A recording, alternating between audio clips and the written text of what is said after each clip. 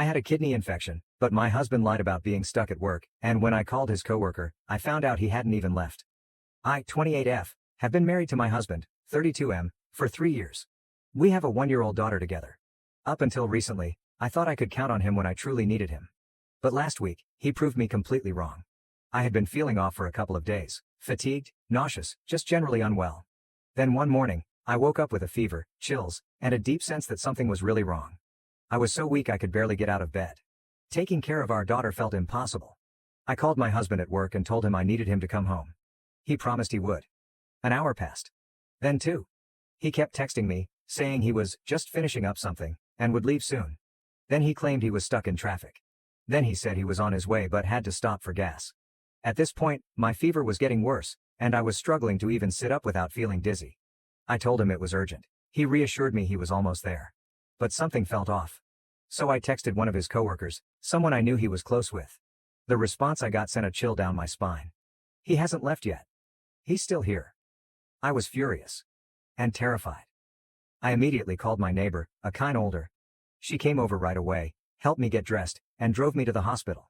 Turns out, I had a severe asymptomatic urinary tract infection that had turned into a serious kidney infection. My heart rate was dangerously high, and the doctors told me that if I had waited much longer, I could have gone into septic shock. 2 hours later, while I was lying in that hospital bed, shaking from fever and hooked up to an IV, my husband finally decided to show up. I didn't even want to look at him. He tried to explain, saying he didn't realize it was that bad, and that he was just trying to wrap things up at work. But I can't get over the fact that he lied to me, over and over, while I was at home struggling to stay conscious. If my neighbor hadn't been there, I don't know what would have happened to me. I feel so betrayed. If he could ignore me in a life-threatening situation, what does that say about our marriage? About our future? About our daughter's safety if something ever happens again?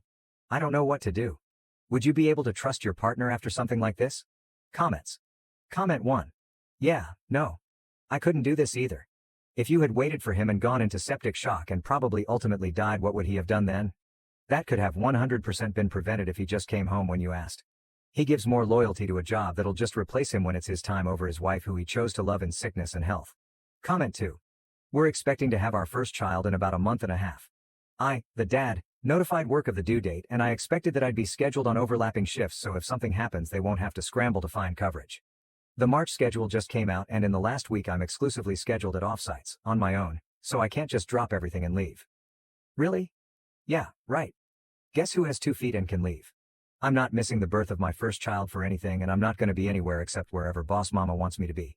Comment 3. I went through something very similar with a now ex. I tried to get past it but I just knew in my heart after that he wasn't reliable and wouldn't prioritize me even in the most dire of circumstances, and that's a hard thing to move past, even without children. Comment 4. Yup. Me too. Now ex. Put everyone one ahead and even doubted my illness. Not a friend or even a person on your team. This is one of those, when they show you who they are, believe them. Update. 4 days later, I'm feeling better and finally back home after a few days in the hospital. My parents came to pick up my daughter and took care of her while I was away. They live 4 hours away, so I hadn't asked for their help earlier. I didn't really get an apology from him. Just a bunch of excuses. He said he didn't think it was that serious, and I should have just gone to the neighbor if it was really that bad. I didn't argue, not because I agree, but because some of the comments I got made me realize some things. People asked if I'm the type to cry wolf, and that's why he didn't come.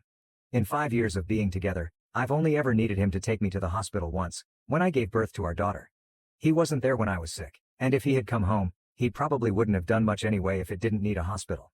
But then someone asked me what I'd do if it was our daughter in my position, and he acted the same way. That hit me hard. And as dramatic as it sounds, I don't want to be with him anymore. I don't think I can ever trust him again. I've made an appointment with a lawyer, but of course, divorce takes time. I'm looking for an apartment, but the housing shortage is a nightmare. Since I live in a rural area, though, there's still hope. I haven't told him yet. He's acting like nothing's wrong, so I'm doing the same. I even saw comments suggesting that he might not have actually been at work, maybe using it as an excuse for something else. So, one night while he was sleeping, I checked his phone. I didn't find proof he wasn't at work, but I did find messages to women, multiple flirty ones. And a Tinder app. These messages have been going on for months. He was also sending TikToks to his friends while I was sick, laughing and joking around with no real concern for me. He told me his boss refused to give him time off. I found no evidence that he even asked for time off or discussed my condition with anyone. I'm starting to suspect he lied because if he really did ask, it would have been illegal for his boss to deny him leave where I live. At this point, I don't feel like confronting him. I just want out. I ignored the red flags before. The small lies, broken promises, and I shouldn't have. I thought he'd be there for me when it mattered most, but I guess I was naive. I never thought anyone could let me down like this. I'm not telling him I'm leaving until I'm ready. Just like he didn't tell me he wasn't coming. Comments. Comment 1. I'm not really surprised you found what you found. I'm so glad you're okay, and I applaud you for realizing you and your daughter deserve better. You're absolutely correct to not mention anything until the plan is fully in place as you walk out the door. Good luck, everything will be better. Comment 2. Exactly this. OP is handling it smart, no need to give him a heads up. Wishing her and her daughter a smooth transition to a better life. Comment 3. Take screenshots of the app and flirty texts. This is evidence your divorce lawyer can use later. OP. Where I am, infidelity doesn't change anything regarding divorce, but I still did it for if he tried to lie to people. Now to the next story. Story 2. After my dad's death, my mom remarried and sent me to live with Aunt. She and her husband planned to steal millions, but we exposed them. Okay, Reddit, this will be a lengthy one. I, 19F, need to get this down since all that has transpired has left my brain spinning. I never imagined I'd be discussing my life narrative here, but here goes. It all started when my father was diagnosed with cancer. I was 14, just entering high school, and I thought my biggest challenge would be mathematics or something. Dad had been tired for a long time, but we assumed it was simply work stress, you know. Then, one typical Tuesday after school, Mom sat me down in our kitchen and informed me that he had stage 4 pancreatic cancer. The following 6 months were like watching a movie about someone else's life. Dad became seriously ill very quickly. He had lost all of his hair and so much weight that his favorite Chicago Bears shirt resembled a tent. He attempted to keep joking and assisted me with my arithmetic assignment even though he could barely sit up. When they took him to the hospital for the final time, he told me, "Don't let your mom's cooking kill you before I get back." That was just like Dad. He was always trying to make me laugh. He died on Thursday. I remember because it was supposed to be pizza night. We'd always order a deep dish on Thursdays. I'd been doing it since I was a child. Instead, I was sitting in a hospital waiting room, under those terrible flickering fluorescent lights, watching my mother scream into her phone while telling our relatives. I expected that to be the worst part of my life. Boy, was I mistaken? Mom completely lost it after Dad died. She resumed dating about 2 months later, claiming she needed to feel alive again or whatever. This is how she met Derek. Rich individual, real estate developer type. He began to visit Mom frequently, bringing her elegant gifts and taking her on weekend getaways. I tried to be happy for her. Dad would not want her to feel sad all the time, right? Then she married Derek. Less than a year after Dad's death. They didn't even tell me about their engagement. I discovered it when she asked me to try on a junior bridesmaid dress she had already purchased. The wedding was held at a luxury country club in Newport Beach. All of Derek's wealthy friends were present, staring at us as if we were some charity case Derek had adopted. I spent most of the reception hiding in the bathroom, trying not to cry. That's when things really shifted. Mom and Derek moved into his massive Newport Beach home, which included a pool and a tennis court. But, guess what? There was no room for me. Mom thought I'd be better at ease living with Dad's sister, Aunt Lisa, in Chicago. Who benefits from greater comfort, Mom? So I was hauled off to Chicago like a parcel no one wanted. Aunt Lisa lives in a large mansion in Lincoln Park with Uncle Marcus and my cousins Michael, 17M, and Rebecca, 18F. We used to be quite close as children. Every summer, they'd come to visit, and we'd spend weeks making up ridiculous games and building blanket forts together. But man, everything changed after I moved in. I was no longer their happy summer cousin. Instead, I was an unwanted addition in their house. They began acting as if I was occupying their space, consuming their food, breathing their precious air, or something. Michael was always knocking over my belongings by accident. Rebecca would make these small comments about how her clothes were too lovely to lend me when I first arrived and didn't have any winter clothing. Aunt Lisa was the worst, however. She made it very plain that I was a burden. She even started charging me rent while I was still in high school. Who actually does that? The most messed up part? Mom just quit calling. Like, fully. She would occasionally send money, not enough to meet Aunt Lisa's rent, but that was all. I tried calling her, but she was always too busy with her new life. Yoga consumes too much of my time. Too busy attending charitable events. She was too preoccupied to talk to her own child. I'd see images on Facebook of her and Derek on vacation in Europe, attending lavish events, and enjoying a life separate from mine. She even stored all of our old family photos, including those with Dad and myself. She claimed they didn't match her new profile look. Like I was just some old furniture that didn't match her new decor. I started having dreams about being back in our old kitchen, where everything was regular. Then I'd wake up crying in this strange bedroom at Aunt Lisa's house, staring at gorgeous wallpaper that probably cost more than my entire wardrobe, feeling as if I'd lost both parents rather than just one. After the first month at Aunt Lisa's, she raised my rent. For property taxes, or whatever. I'm 15, but okay. I guess I need a job. That's when my cousin Rebecca, who is always so helpful, tells me about this 24-hour laundromat that is recruiting in what she refers to as the dodgy section of Chicago. It's this dilapidated structure sandwiched between a closed-down doll store and a super suspicious phone repair company that I'm pretty sure never repairs phones. The owner, this old guy named Jerry, looks at me and says, "You're way too young to work the midnight shift." But when I assured him I could start that night and wouldn't complain about the salary, my age became less of an issue. So my life became this hectic schedule that still makes me anxious just thinking about it.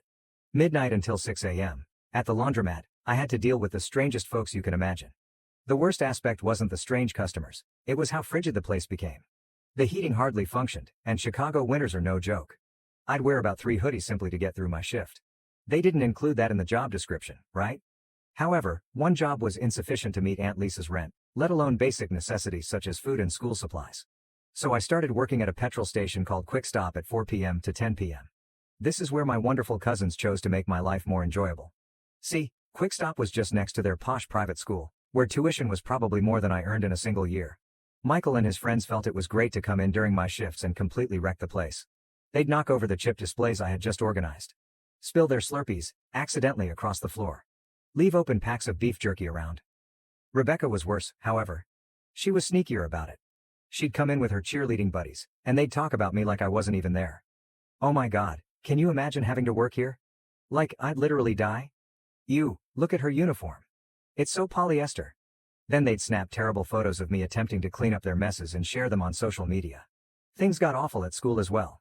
I was attending a local public high school, and Rebecca somehow made sure everyone knew about my occupations.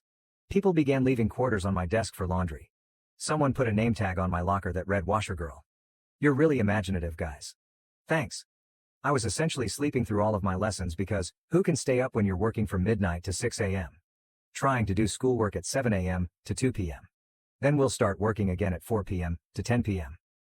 My grades began to decline. Teachers constantly ask if everything is fine at home. I simply explained that I was adjusting to the change. The one positive aspect of the laundromat work was this homeless guy named Pete, who came in most nights.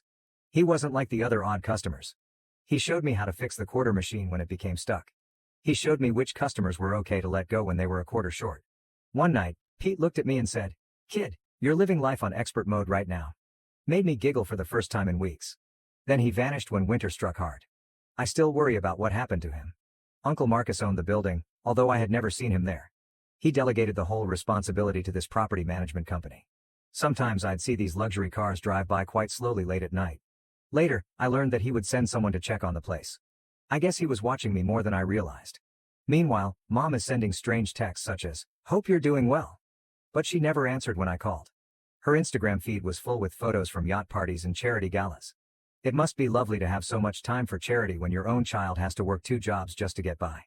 Aunt Lisa continually finds reasons to increase the rent. Utilities increased. HOA fees have increased. Your room is prime real estate. Okay, sure. I'm convinced that a converted storage area in the basement, with strange mushrooms growing in the corner, is good Chicago real estate. I began hiding cash in an old teddy bear that Dad had given me before his death. I had this great concept that after I had enough money, I'd be able to get my own house. But whenever I got near to a reasonable amount, something would come up. School fees. My old winter boots went apart. That time Michael accidentally backed into my car, and I had to pay for the repairs. But what's the ultimate straw? One day, I returned home after my gas station shift to find my room completely ripped apart.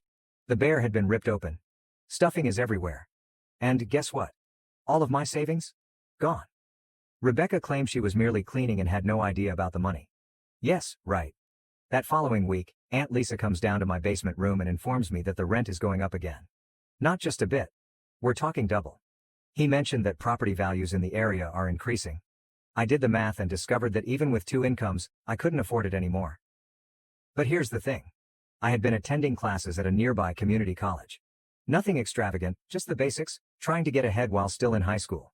The counselor there indicated I may possibly acquire financial aid if I took more classes. That meant I needed to make a decision: keep paying Aunt Lisa's outrageous rent or try to obtain an education. So, I chose education. I had no clear plan. All I knew was that I couldn't stay there any longer. I packed whatever could fit into my Toyota. The automobile had strange rust patches all over it, and the heat only worked if you kicked the dashboard in just the right place, but it was mine. The first night sleeping in the car was actually rather peaceful. We parked behind the laundromat. I used my work keys to sneak in and use the restroom. I had this whole setup. I reclined the driver's seat all the way back, used my work backpack as a pillow, and stacked like 5 blankets borrowed from the lost and found box. I thought to myself, this isn't too bad. Then winter struck. Real Chicago winter. The kind where your spit freezes before it reaches the ground. My car's battery began to die as a result of the cold, so I couldn't even run the heat. But what's the hardest part? It wasn't only the cold or the lack of sleep. It was attempting to appear normal at school. Try explaining to your chemistry teacher why your homework is wrinkled and smelling like laundry detergent. Or why do you keep wearing the same 3 outfits? The school counselor kept attempting to speak with me, but what was I going to say? Oh yeah, I live in my car, but don't worry, it's parked in a really nice alley. Then, my loving cousin Michael decided to play detective. I guess Dad became suspicious about why I wasn't around the house anymore. They followed me one night after my laundry shift. What about the next day? His TikTok had an entire video series called, My Homeless Cousin, a documentary. They recorded everything. My windows are frost-covered. I tried to study utilizing the light from the laundromat sign. I was caught changing clothes in the backseat once. The videos quickly became popular among their wealthy peers. People began blaring their horns and hurling things at my car as they drove past the laundromat at night. The cops also began to show up more frequently. Every few nights, there was a knock at my window. Can't sleep here, miss. So I would drive around until they departed, then return. I spent several evenings traveling in circles, watching my gas gauge drop and hoping I'd have enough to get to work the next day. But you know what's weird? I began noticing a black SUV parked across the street some nights. Always at a different location. But it's always there. Tinted windows. The engine is going. First thought? Cops are a creep? However, they never disturbed me. Just sitting there. As if they were watching. The temperature dipped to -5 degrees Fahrenheit one night. The kind of cold that irritates your eyes. My automobile would not start. The phone was dead. What about the laundromat? Closed for repair. I thought, well, this is it. This is how I die. They'll discover me frozen, just like the rodents in the alleyway. I wrapped myself in every article of clothing I owned and tried to think positive things. That's when I heard a knock on my window. I looked up. And there's Uncle Marcus, standing in the snow, as if it's perfectly natural to be out at 2 a.m. in Arctic temperatures. He just says, I think we need to talk. So how did it turn out? The black SUV was his. He had been watching me through the laundromat security cameras for weeks. Sending folks to check on me. He said he wanted to see what I was capable of. Who does this? What kind of messed up test is this? But really, at that point, I was too cold to care about his unusual teaching methods. So there I was, literally turning into a human popsicle in my car, and Uncle Marcus was just standing there in his fancy wool coat, staring at me through the window. I think he's going to lecture me or call the cops. Instead, he explains, my office has better heating. As if this is a completely regular circumstance. His workplace was a small space above the laundromat that I'd never been in before. Turns out, he had this entire private space up there, a desk, a miniature refrigerator, a coffee maker, even a small bathroom. While I'm defrosting my fingers around this cup of really wonderful coffee, he just sits there staring at me, as if he's trying to solve a mystery. Finally, he says, you know, your dad and I used to sleep in a car too. Which, what? I nearly dropped my coffee. See, I'd always thought of Uncle Marcus as this crazy rich real estate tycoon who wore suits that cost more than my car. But then he starts telling me a story I didn't know. Apparently, he and my father grew up extremely poor. Examples include, their mom worked 3 jobs and they still couldn't afford rent most months, akin to being impoverished. Uncle Marcus pulls out his phone and shows me an old photograph of 2 emaciated kids sitting in a vehicle, eating beans straight from the can. That's your dad on the left, he says. And, yes, the same silly smile I recalled, but on a much younger face. I'm sitting there trying to digest the narrative as he tells it to me. How did they get from homeless teenagers to? Okay, how about this? This is when he informs me about the laundromat. The original owner used to let them hang out inside on particularly chilly evenings. They'd help him fix machinery, clean up, and do whatever else was necessary. When the owner became ill, he offered to sell them the place. Dad had recently begun college on a scholarship, but Uncle Marcus had been working construction and saving every dime. So the owner sold it to him for almost nothing. It was his first property. Then he begins taking out all these old documents from his desk. Property deeds, contracts, business plans, all with my father's notes in the margin. When your dad got sick, Uncle Marcus adds, he made me promise 2 things. First, I'll be on the lookout for you. Second, make sure you know how to look after yourself. Then he gives me this look and says, gotta say, you're doing better at the second part than I expected. I'm sitting there, trying not to cry, and failing miserably, to be honest, when he drops the big bombshell. It seems he now owns about half of the block around the laundromat. Apartment building stores, even that dodgy phone repair shop, and he's been watching me through security cameras the entire time. He sent his goons in the SUV to keep an eye on me. You work 2 jobs without complaining, he said. Keep your grades up. Found ways to survive that most people wouldn't think of. Even kept that laundromat running better than the manager I hired. He truly smiled as he spoke that last part. Jerry told me you fixed the quarter machine. Took my maintenance guy 3 tries to figure that out. That's when he takes out the key. He says it's for the apartment above his office. I had no idea this studio apartment existed. It's yours, he says. There will be no rent as long as I continue to work at the laundromat and maintain good grades. I wanted to decline. It felt too much like charity or something. But he shut it down quickly. This isn't charity. This is an investment, he informed me. You've got your father's brains and your own kind of determination. I'm investing in that. Then he shows me the entire file he's kept. Copies of my school records. Work reports from Jerry, even screenshots of those horrible TikTok Michael and Rebecca created. They thought they were shaming you, he claims. All I saw was someone who refused to break. It's strange, you know? All this time, I believed he was simply a cold rich guy who didn't care and allowed his wife to treat me badly. So how did it turn out? He was putting me to the test. Yes, it was a bad way to go about it, but I sort of grasp it now. He wanted to know if I had what my father had, that quality that keeps you going when everything is against you. Before I left his office that night, he mentioned something else concerning Dad. Told me about their last discussion when Dad was in the hospital. Dad made him pledge not to just give me everything, saying I needed to learn to be strong on my own first. But Uncle Marcus added, he also said to know when enough was enough. And kid, you've more than proved yourself. That night, I slept in a proper bed for the first time in months. The apartment was basic, with only 1 room, a kitchenette, and a bathroom. But it was warm. Clean. Safe. But what happened the morning after Uncle Marcus gave me the apartment? I awoke to find my phone flooded with texts from Aunt Lisa. It turned out that Michael had driven past the laundromat on his way to school and noticed me heading down from the upper flat. He took photos, of course he did. Aunt Lisa arrives at the laundromat during my shift. Wearing fancy gym clothing and looking like she's going to explode. Starts yelling about how I'm attempting to kidnap her spouse. How I've been seducing him, or something. Yeah, Aunt Lisa, I completely captivated him by being homeless and fixing washing machines. Super sexy? The customers were all gazing, and one old lady who comes in every Wednesday to wash her cat's bedding began filming the entire event on her phone. Aunt Lisa is saying all these insane things about how she always knew I was trouble, and how I'm exactly like my mother, taking advantage of wealthy men. I'm just standing there with a mop in my hand, wearing my filthy work uniform, thinking, is this really happening right now? Then Jerry emerges from the back room and tells Aunt Lisa she must leave before he calls the cops. She departs, but not before warning me, this isn't over. That night, I heard Lisa and Uncle Marcus having a tremendous fight upstairs in his office.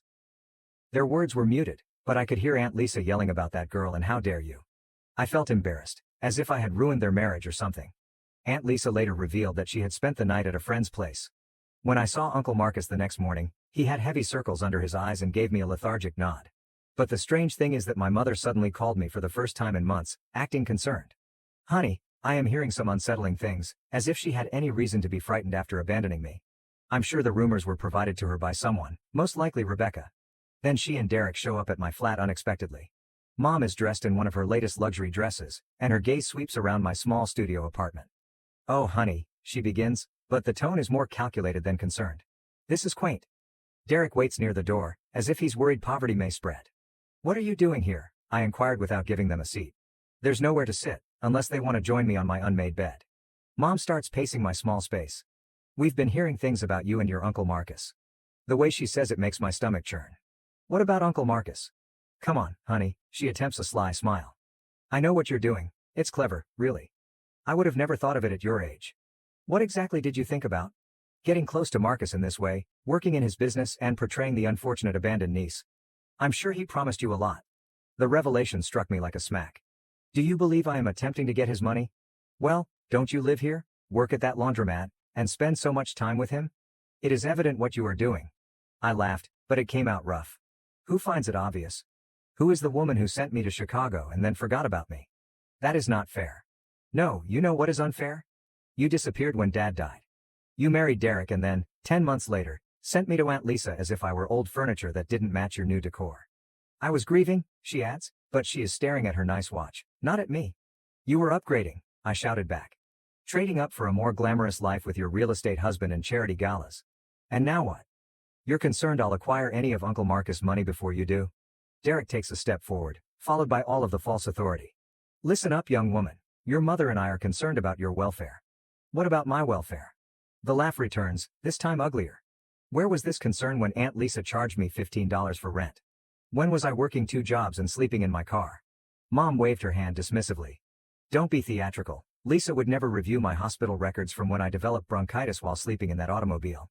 Check your pay stubs from the gas station and laundromat. Check out the rent receipts Lisa insisted me keep.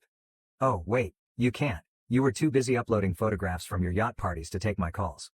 That's ancient history, Mom replies, but she's fidgeting with her wedding ring, Dad's wedding ring, which she enhanced with larger diamonds. We're here to help right now. Derek has a friend who operates a fantastic boarding school in Switzerland. Now you want to help? My voice raises. Or did you just find out Uncle Marcus is educating me about the business, and you're concerned I'll learn something and take a piece of what you think is yours? Mom's expression changes, then hardens. She abandons the concerned mother persona altogether. Marcus was your father's brother. Anything he owns should go to me, his wife. I am correct in calling her an ex-wife. Who remarried less than a year after his passing. I deserve, she begins, but I interrupt. What do you deserve? Dad contributed to the success of this business. He and Uncle Marcus started with nothing, but you are busy preparing charity galas with Derek.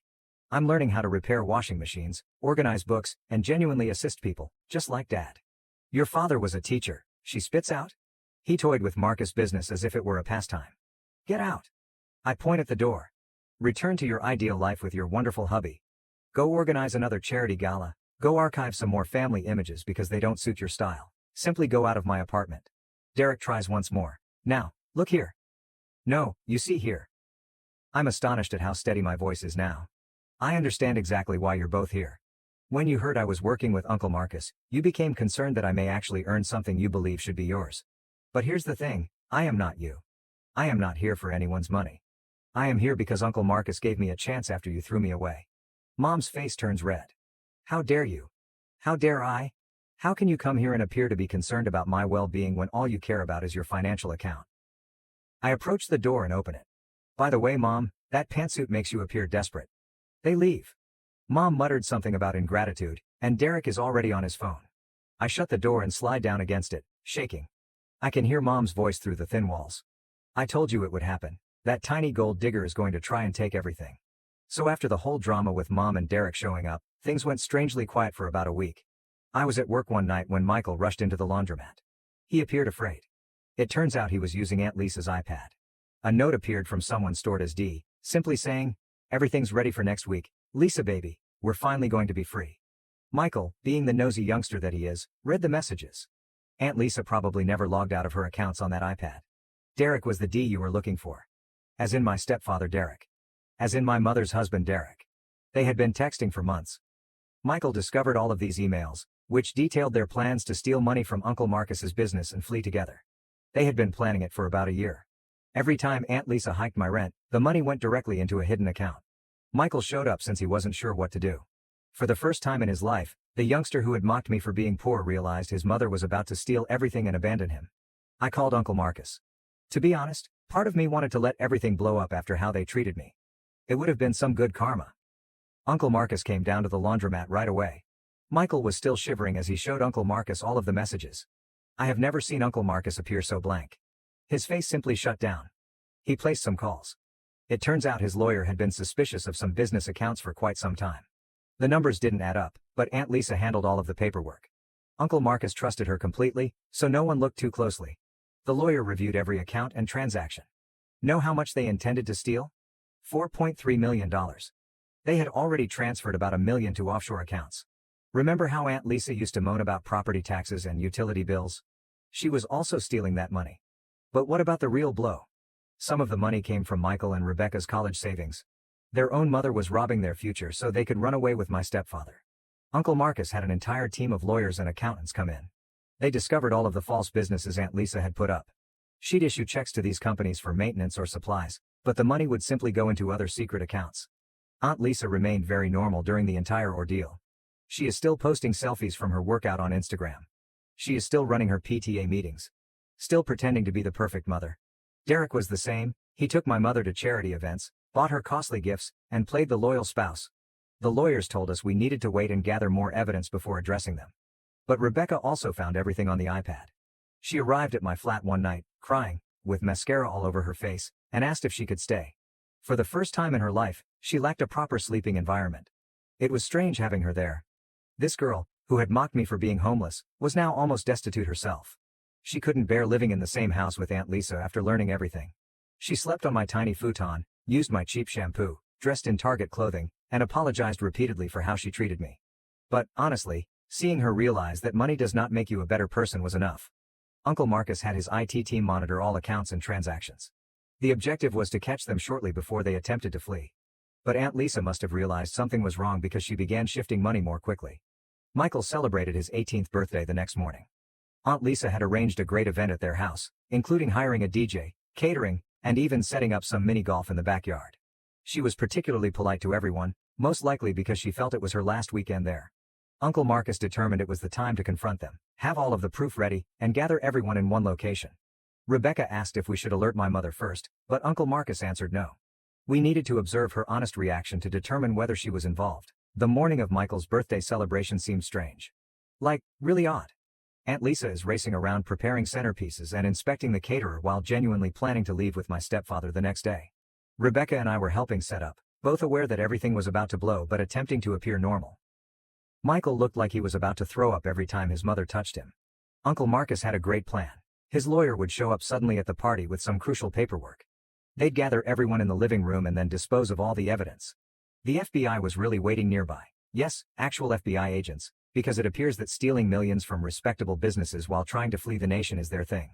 My mother arrived early, all thrilled about the party.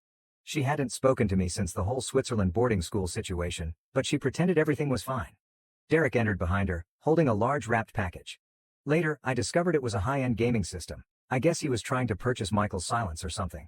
The celebration began at 2 p.m., with all of Michael's wealthy classmates arriving in BMWs and Mercedes that their parents had purchased for them.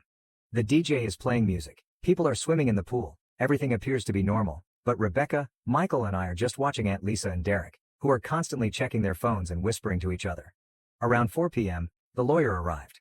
He's clutching a hefty folder and appears quite serious. Aunt Lisa's expression when she saw him, I wish I had a photo. She knew. They assembled everybody in the living room. Some of Michael's friends tried to stay, but Uncle Marcus said, family only, in this voice, so they left quickly.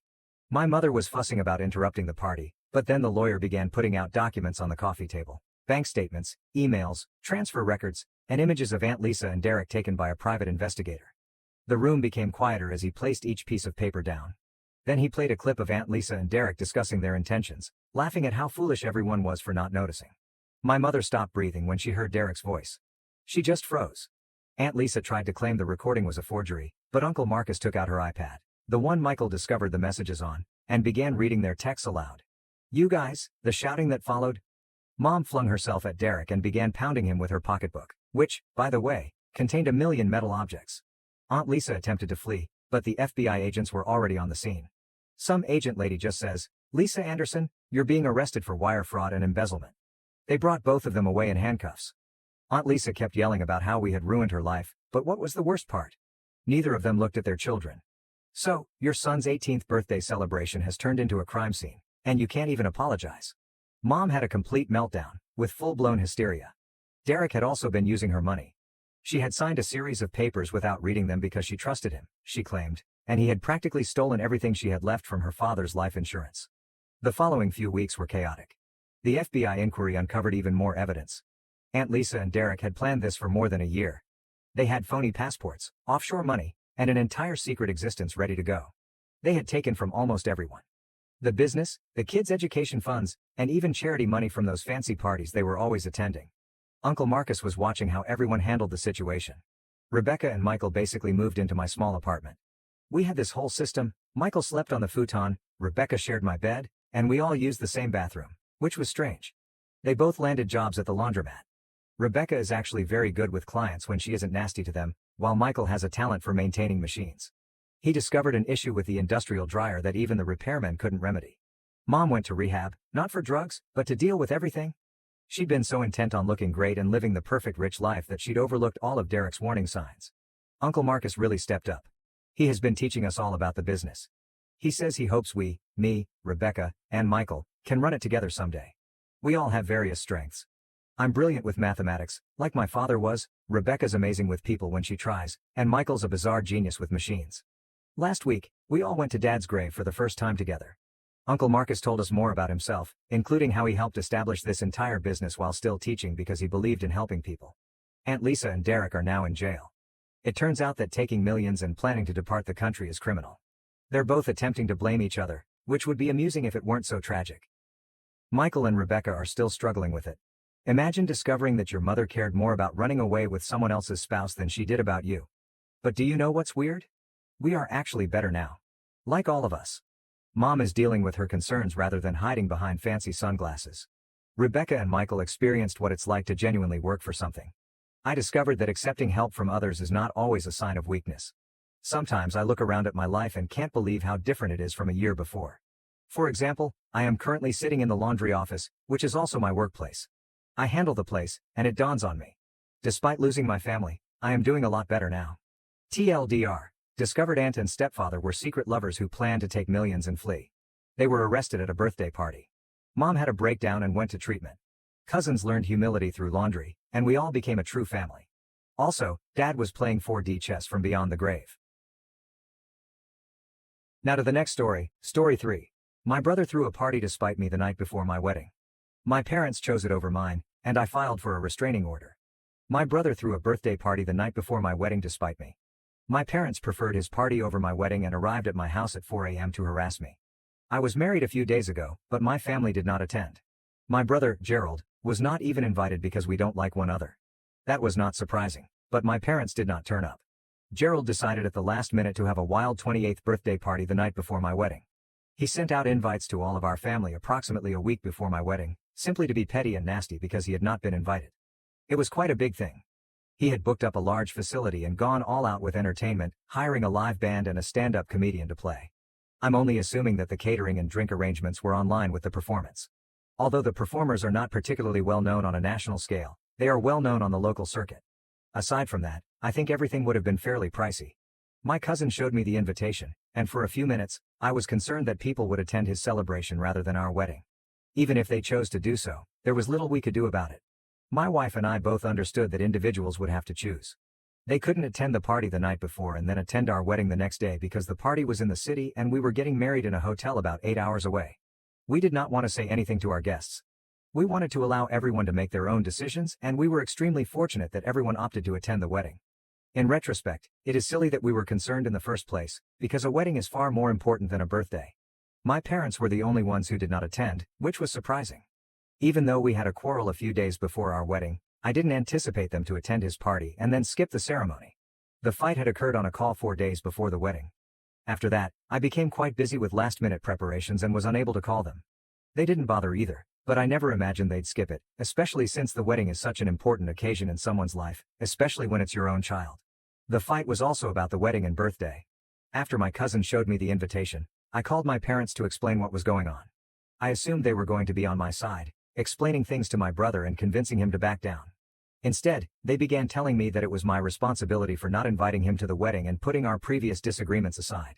They stated he had every right to be petty, and I couldn't expect them to step in and try to defuse the issue because we weren't kids anymore, and they didn't believe it would be appropriate. I have to admit that I was unhappy with my parents. They were attempting to rationalize my brother's actions, despite the fact that they were extremely cruel and petty. So I confronted them about it, and we got into a brief fight. I ultimately hung up, telling them that if they truly believed he was doing the right thing by causing difficulty for us, they could just go to his party and skip the wedding. I did not speak with them again until the morning of the wedding day.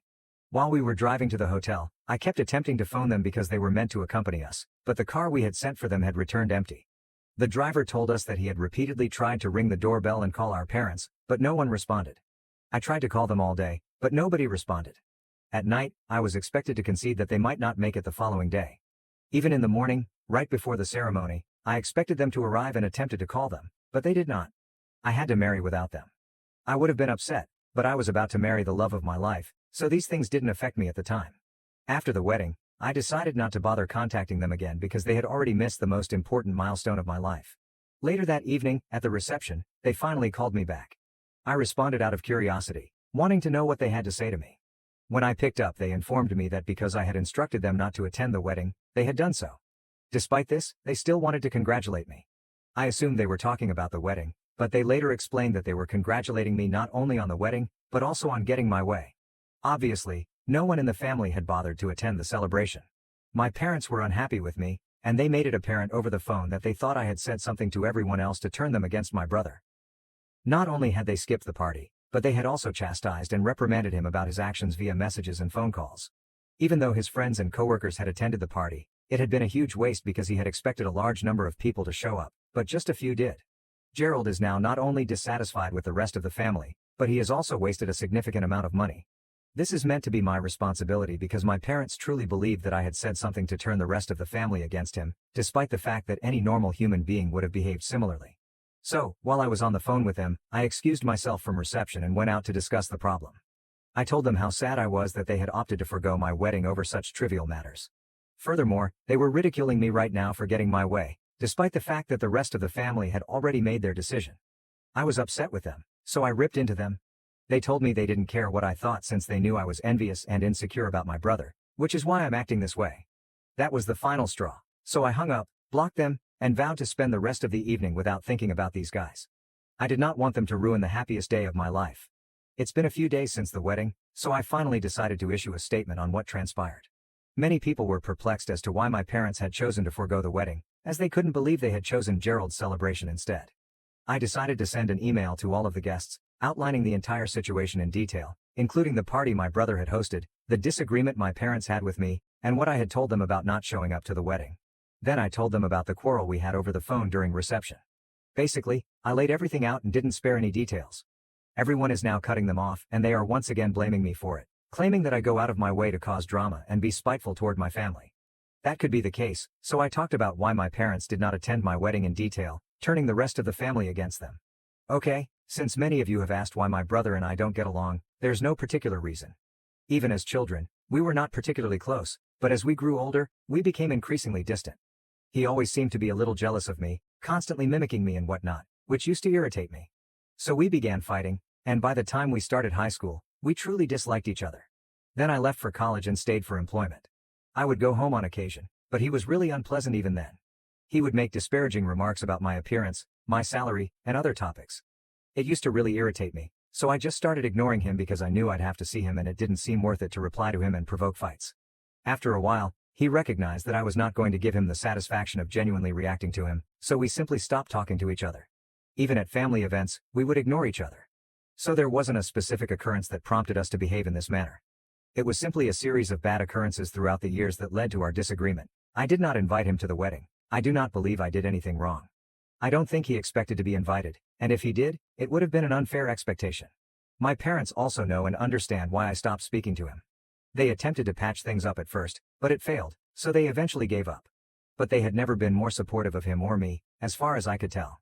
They had always tried to be fair to both of us, so I was astonished by their latest attitude. It felt like they were being unnecessarily biased against him, which had never happened before. Anyway, that's what it is. I can't help myself now. Update number 1. First and foremost, thank you to everyone who left comments. It felt good to be told that this is not my fault and that I had nothing to apologize for. All of the emails from my parents that had been flooding my inbox since I revealed the truth to the rest of the family have been deleted, and I've blocked them everywhere. They can continue to try to create new accounts and contact me, but I will not retract what I wrote about them. Besides, it's not like I made it up and began spewing irritating fake information about them. I just told the truth in the email I wrote to everyone in the family. I didn't even discuss my personal feelings. I simply stated the facts as it stood. People were free to make their own decisions about what they wanted to do, and if others want to cut them off because of their behavior, that's not my problem. On the day of the wedding, they had already accused me of attempting to turn the rest of the family against Gerald, so I merely did what they had accused me of. Why should I be punished without even committing the crime? Anyway, what I did was far less underhanded and pathetic than what they are attempting to do right now. My cousins and a few other relatives have sent me the email they sent in response to mine, which stated that I have always been jealous and insecure of Gerald. Even though my brother threw a last-minute birthday celebration, it was only because I went out of my way to make him feel horrible, and he retaliated as a result. They made up this incident that never happened, in which, apparently, a couple of weeks after I had sent out the invitations to the rest of the family, I called Gerald up to mock him about the fact that I was inviting the rest of the family but not him because he was simply not good enough to make the cut. Apparently, I had informed Gerald that my in-laws come from a wealthy family, and I didn't want them to know that my brother was a lazy freelancer. Obviously, I had not done anything like that, and anyone who knows me well would not believe it. The rest of the family doesn't believe anything they say about me, so I haven't bothered to clarify anything. I know they are lying, and nobody will believe them. But I have to say, it's really funny that they had to lie to make me look like the bad guy in order to clean up their own image and reputation. They aren't even helping themselves. Instead, they are making matters worse. I honestly don't understand why they are so determined to make me the bad person right now, especially because I don't believe I've done anything to harm them aside from one email. It does not make sense to me. However, it is apparent that they are desperate and are currently grabbing at straws. For me, this is the end of a chapter, and I'm going to focus on my time as a newlywed because it won't come back. I can handle the drama afterward. I'm very sure this isn't the end of the story, and they'll do their best to drag it out like chewing gum. Update number 2. So, it's been a week since my last post, and Gerald and my parents decided to include me in a conference call yesterday evening. They were both phoning from burner phones, so I don't have their phone numbers preserved, but it's easy to figure out who it was. I was at home with my wife, so I decided to answer the phone and chat with them because I wanted to mess with them, which I did. As soon as I picked up, I pretended not to hear them for around 5 minutes. Even though they had called to yell at me, they had to ensure that they were audible. So, before saying anything, they had to coordinate with me, which was extremely amusing. Anyway, they eventually got down to business and began telling me that the rest of the family was not on good terms with them. Everyone was angry with their actions and believed my parents and Gerald were exceedingly petty. So they expect me to do something about it. I had no idea what they had in mind, so I inquired what they wanted me to do. Even though I had no intention of consenting to it, I chose to play along for fun. But, of course, they assumed I was honest, so they informed me that a lot of things had been said by all of us, and that at the end of the day, the only thing that was hurting us was our family's reputation as a group. I found it interesting that they were saying so because, in my opinion, the entire incident had done nothing to damage my image or reputation. People still liked me, but I guess they simply wanted me to believe that this was about me or my image so that I would be more willing to do whatever they asked of me. Anyway, they told me that they wanted to send out another email stating that we had decided to work things out amongst ourselves and forgive each other since, after all, we are still family. They stated that the only way we would be able to repair our reputation right now was because they did not want to become a laughingstock and subject of gossip for the rest of the family as a result of this incident.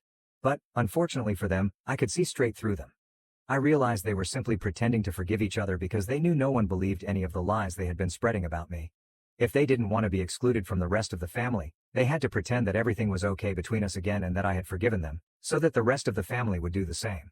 But I'd had enough of messing around by then, so I politely declined and stated unequivocally that it was they who wanted to repair their reputation, not me. I had no reason to pretend I had forgiven them. I also had a major issue with how they framed it, implying that we had forgiven each other, because I don't believe they are in a position to forgive me. I've done nothing wrong. I may have shouted some things in the heat of the moment, but it was ultimately their decision to miss my wedding and attend the birthday celebration. Whatever happens after that is the result of their actions. Besides, after all the lies they've been spreading about me, I don't want to appear weak and pretend to have forgiven them. So I made it apparent to them that I did not agree with what they had proposed. If they wanted to remain angry with me and continue to disseminate lies about me in the hopes that someone would believe them and they would be able to justify everything, they were free to do so. My parents, as well as Gerald, were furious as a result. He told me that it was entirely my fault, that if I had just done the decent thing instead of being petty and not asking him to such an important family occasion, none of this would have occurred. It was evident that he felt slighted, and for a second, I felt horrible. But then it was my wedding. I'm not obligated to invite everyone, especially when I don't even get along with them, and they know it. So I told Gerald that, and we had a disagreement over the phone. He called me selfish, and I told him he was silly to expect me to invite him, especially because we had had little communication aside from family occasions for the preceding few years. If he wanted me to be good to him, perhaps he should have treated me the same way. But, as far as I can recall, he has never invited me to any of the celebrations he has given, even though they have never been as important as a wedding or even an engagement. But it is beside the point. The point is, he's never been friendly to me, so I don't understand why he expected to be invited to the wedding. Anyway, after a while, everything were too loud and obnoxious. Gerald was shrieking, and my parents were ranting about something else, and I couldn't understand anything, so I just hung up and blocked their burner phone numbers as well. I would not say I completely regret it. I had some fun with them, but I have to say that if they contact me again, I doubt I'll answer. As enjoyable as it was at the beginning, it became quite taxing by the end, and I'm finished. Update number 3. Hello, well, it has been a few days since my last update. Today, around 4 a.m., my phone began to buzz. When I checked, it was an unknown number, so I didn't answer because I was confident it was Gerald or one of my parents phoning.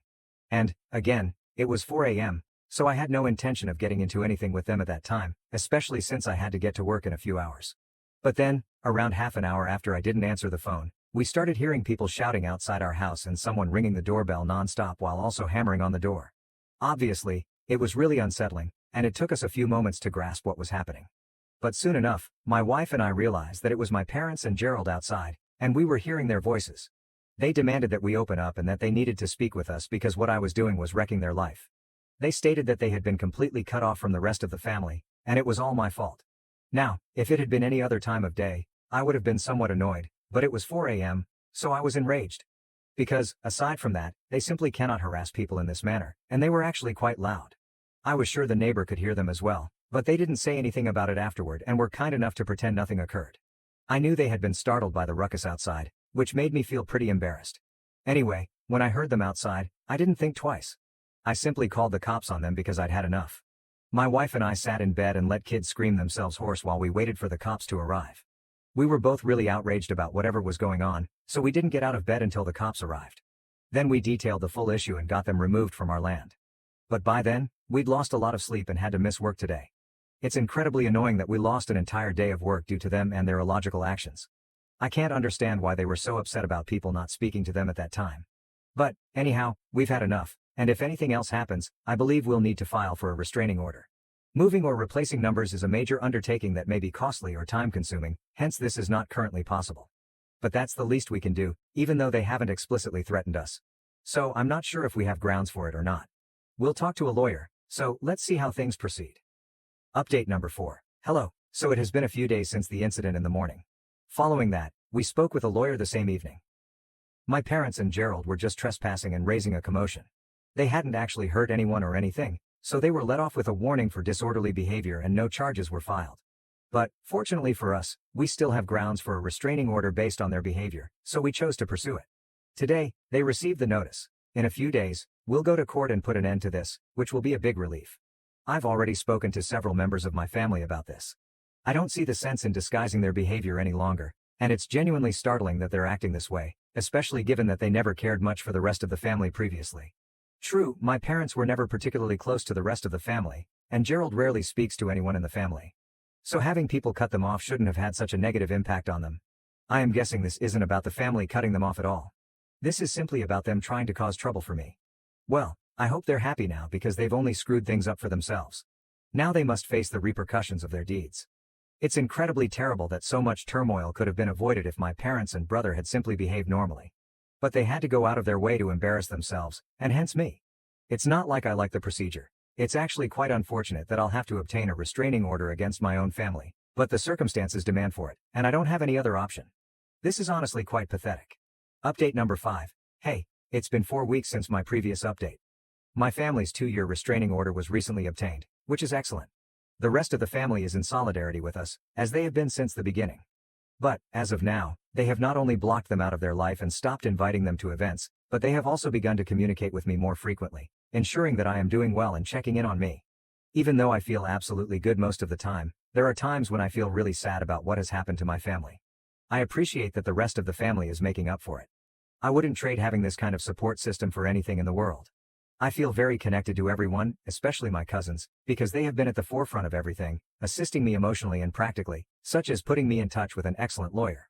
So, I'm extremely appreciative for everything everyone has done for me, and I believe it's time for me to start a new chapter. My wife and I are departing for our honeymoon in a few days, and I'm hoping that when we return, things will have changed. I know a change of environment is precisely what we need, therefore I am looking forward to the next week and a half. I'm going to ignore everything to do with my parents and Gerald. I am determined not to let them ruin this for me in the same way that they tried to wreck my wedding. Anyway, thank you to everyone who stayed up to date on what was going on with me and for all of the support in the comments. See you. Now, on to the next story. Story 4. My wife won $9 million, filed for divorce, and kicked me out, but she forgot the prenup her parents forced me to sign before marriage. My wife won a $9 million lottery, filed for divorce, and kicked me out, but she forgot about the prenup that her parents compelled me to sign before our marriage. I am from a humble family. My parents live in a quiet suburb, and I grew up in a little 3-bedroom house that always smelled like fresh laundry and homemade food. After high school, I worked a variety of odd jobs, including bartending, helping at my uncle's hardware store, and eventually managing a local sporting goods store. It was not glamorous, but it was genuine. My wife, on the other hand, came from a world that I had never known. Her parents owned several properties, drove expensive automobiles, and threw enormous, extravagant parties a few times every year. Let's name my father-in-law Phil, and my mother-in-law Maëlle. Maëlle was a tall, imposing figure who exudes quiet power in every setting. He'd make casual comments that seemed more like disguised threats or manipulations. Maëlle was also good at gently expressing disapproval. Just one raised eyebrow could make others shrink. They were never blatantly nasty in front of me, but I could always sense their displeasure behind the polite talk. After my wife and I got engaged, I learned how much her parents feared that outsiders would take their family assets. They treated me like an intruder, despite the fact that my wife and I had been dating for years. Before we could set a wedding date, Phil insisted that I sign a prenuptial agreement. I didn't have the money to fight it legally, and I was too consumed by love. I kept telling myself it was a symbolic gesture to placate her parents. Isn't love the only promise I needed? The day I signed is very clear in my mind. It was a warm afternoon in her parents' huge house. Mel spread down the document and slipped a pen in my direction. He gave me coffee, almost as if it were a regular business transaction. My wife stood to the side and said little. That hurt, but I dismissed it, assuming it wouldn't matter in the long term. The contract stated that any gifts, inheritances, or trust funds from her family remained her own property. However, any big item we acquired together, such as a house or lottery winnings, would be marital property. That seemed unusual to me, but all I wanted was to marry her. 6 months later, we married in a beautiful lakeside wedding. My parents were overwhelmed by the luxury yet remained supportive. My father's expression was tense as he greeted my in-laws. He'd always taught me to trust my instincts, but I assumed love would remove any doubts. The first several years passed without any noteworthy incidents. We resided in a condominium that her parents helped us get. I made monthly payments on the mortgage, despite the fact that the down payment came from her father's gift. Looking back, it was never actually a gift, but rather a tool for controlling us. But back then, I assumed that this was how wealthy families operated. Our marriage had the normal money squabbles and occasional outbursts about our parents interfering with our decisions. They'd arrive unexpectedly, bring new furniture or decor, and occasionally reorganize our entire living space without notice. My wife would dismiss my frustration, blaming it on her parents' supportive nature. Then came the day that everything flipped upside down. My wife called me, ecstatic, to tell me she had won a $9 million lottery prize with a random ticket she purchased at a petrol station. At first, I was overjoyed, fantasizing about quitting our jobs and exploring the world, but my excitement gradually faded. She insisted we keep it a secret, even from my parents. She got strangely paranoid, talking about claiming the money correctly and meeting with lawyers I'd never met before. When I asked to attend these meetings, she told me I'd be out of place, which stung. I had no idea the main surprise was about to occur. One afternoon, I returned home from work fatigued to discover her searching through drawers with her aunt. She casually announced that she was filing for divorce and instructed me to pack my bags and leave the apartment, which she claimed was under her name. I was floored. Sure, I paid monthly mortgage payments, but she clearly thought her father's original down payment and her newfound wealth rendered me useless. I felt my heart break. I contacted my father, my voice cracking, and told him I had just been booted out of my own home. It was the ultimate treachery. The biggest shock came next. I learned that my father-in-law had sent his personal attorney to protect her. They wanted me out so they could keep the lotto earnings separate from me. Except they'd forgotten the provisions of the prenuptial agreement they'd forced on me. Instead of completely protecting their daughter, it declared that any windfall obtained during marriage counted as a shared asset. I then understood that if they insisted on divorce me immediately after winning the jackpot, they might not be able to keep anything. I decided to go cautiously. My father advised me to remain calm, hire a lawyer outside their social circle, and prepare for a nasty struggle. I was determined not to fold.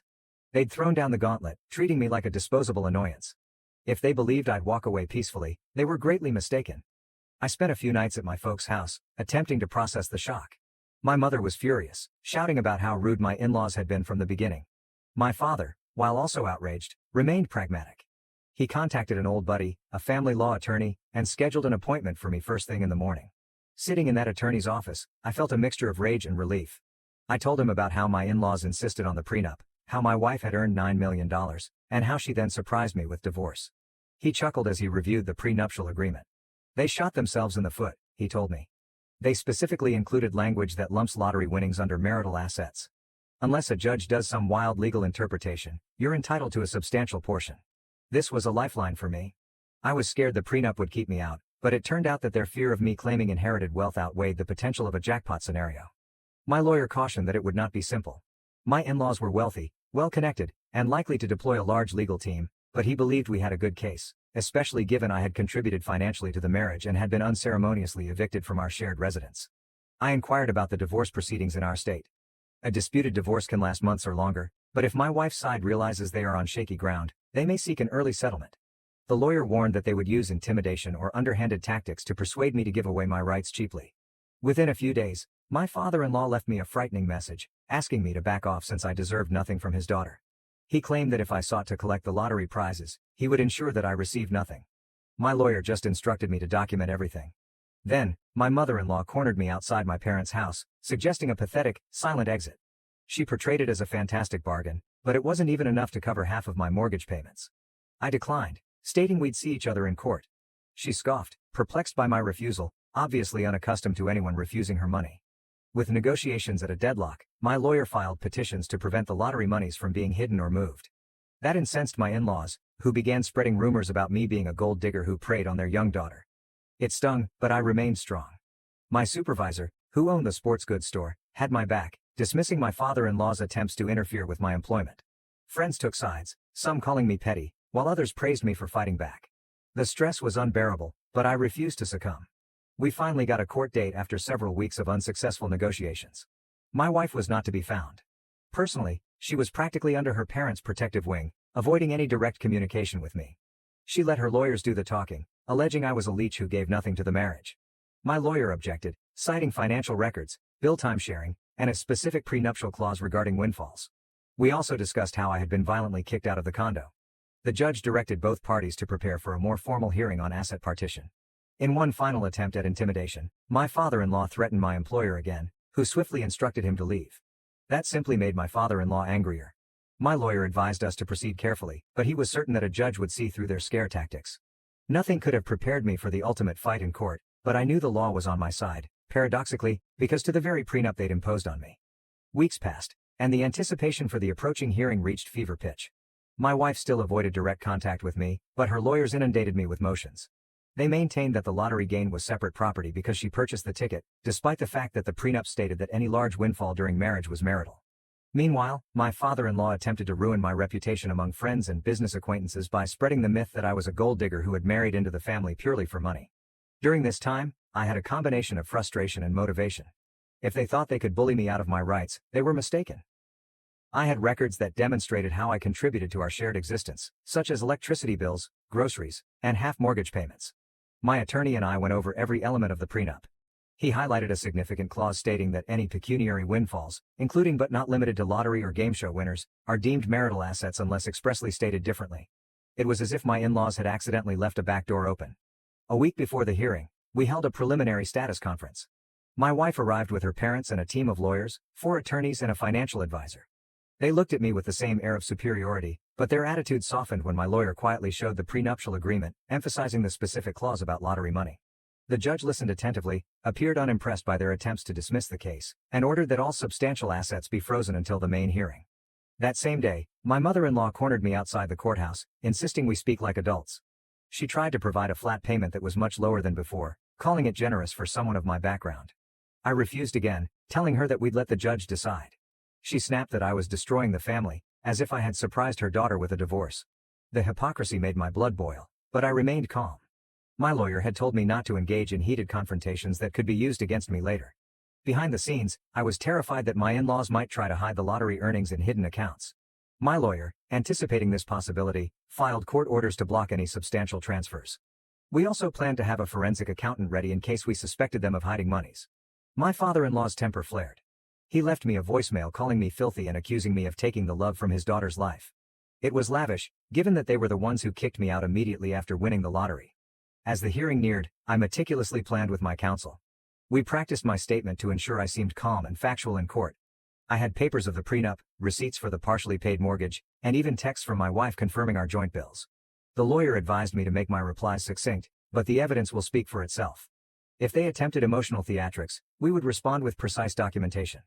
On the morning of the hearing, I stood in front of the courthouse, my heart racing.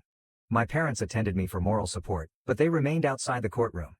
When the proceedings began, I noticed my wife seated near her father, both sporting stone-cold looks. Her mother lingered in the back, arms folded. My father-in-law's lawyers, dressed in glossy suits, were confident, maybe hoping that money and legal strength could overcome the facts. The judge, a severe woman in her 50s, didn't waste time. She invited each side to submit their arguments. My wife's main attorney attempted to portray me as a small contributor who had done little more than share the same living environment. They claimed the lottery purchase was a personal transaction made using her money. But my lawyer calmly reminded me that the prenup specifically includes such windfalls as marital property. We also have bank records indicating she had used our joint account card that day. When we presented the information, I noticed visible tension in my father-in-law's camp. The judge inquired whether they had any more paperwork indicating it was her personal money. They fumbled, claiming that the card had been used unintentionally or that it was her father's deposit into the account. But the statements clearly identified our names, not just hers. The judge took note, her attention going to them with anticipation. Eventually, my wife spoke. She said she never intended to upset me, and that her parents pushed for a divorce once the prize was won to protect family assets. She fumbled over her words, acknowledging she was under pressure but also attempting to excuse it by claiming that if anyone found out about the money, they would come after us. My lawyer inquired whether she consulted me before making these judgments. She admitted number. The judge's disdain was evident. By midday, it was evident that their prenuptial agreement was a double-edged sword. The exact document they'd used to isolate their money now threatened to put a large sum of lottery prizes in my hands. The court ordered a second hearing for final judgments, noting that she preferred to approach the lottery as a significant marital asset subject to equitable division. Outside, my father-in-law went by me, mumbling, "This is far from over," but his confidence was clearly shaken. Their desperation grew in the weeks before the ultimate verdict. My father-in-law's lawyers tried everything, submitting motions to revise the prenuptial agreement's terms, arguing the goal was not to include lottery winnings. The judge dismissed the motions, citing the plain text. My mother-in-law tried to corner me again, warning me that if I hurt their family, I would regret it. I told her straight up that they'd started this by pushing me out and surprising me with a divorce. My wife attempted to contact me, leaving an emotional voicemail expressing her desire for things to end amicably. She offered that if we just had a secret agreement, we might be able to recover some of our relationship. I would have considered it if they had treated me fairly from the beginning, but after the intimidation, falsehoods, and forced removal, my trust had evaporated. My lawyer warned me not to engage in these back-channel discussions. We had a strong legal position and no reason to settle for crumbs. Finally, the day for the final hearing arrived. The courtroom was filled with attorneys from both sides. My father, mother, and a few friends arrived to support me, sitting silently at the back. The judge took the bench, reviewed the amended documents, and approved final remarks. My father-in-law's lead lawyer took one final shot, portraying me as a crafty opportunist who uncovered the prenup's loophole after benefiting from the family's generosity. My lawyer responded with plain facts. 1. They compelled me to sign the prenuptial agreement. 2. It specifically mentioned the lottery or other windfall as shared property. 3. My father-in-law financed a portion of our condo, but I contributed monthly, so it was not a completely independent asset. Furthermore, the quick divorce petition following the prize was typical evidence of their plan to keep me from the rewards. The judge listened intently and then issued her decision. She stated that the lottery wins definitely fell under marital assets under the prenup's terms. She chastised my in-laws for attempting to pervert the agreement they had drafted. She also determined that my wife's abrupt expulsion of me from the condo was unfair, and that I was entitled to repayment for my share of the mortgage and marital contributions. In brief, the judge issued an order stating that I would receive a significant portion of the lottery winnings, as well as compensation for my condo part. We parted ways, with a finalization date set for a few weeks later just to complete papers. My father-in-law's expression was thunderous, and my mother-in-law was incensed, whispering fiercely to him.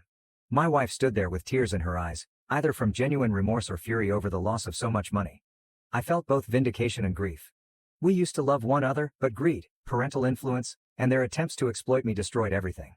In the aftermath, their lawyers attempted to provide a slightly changed settlement, most likely expecting I'd accept a lower figure to avoid more complications.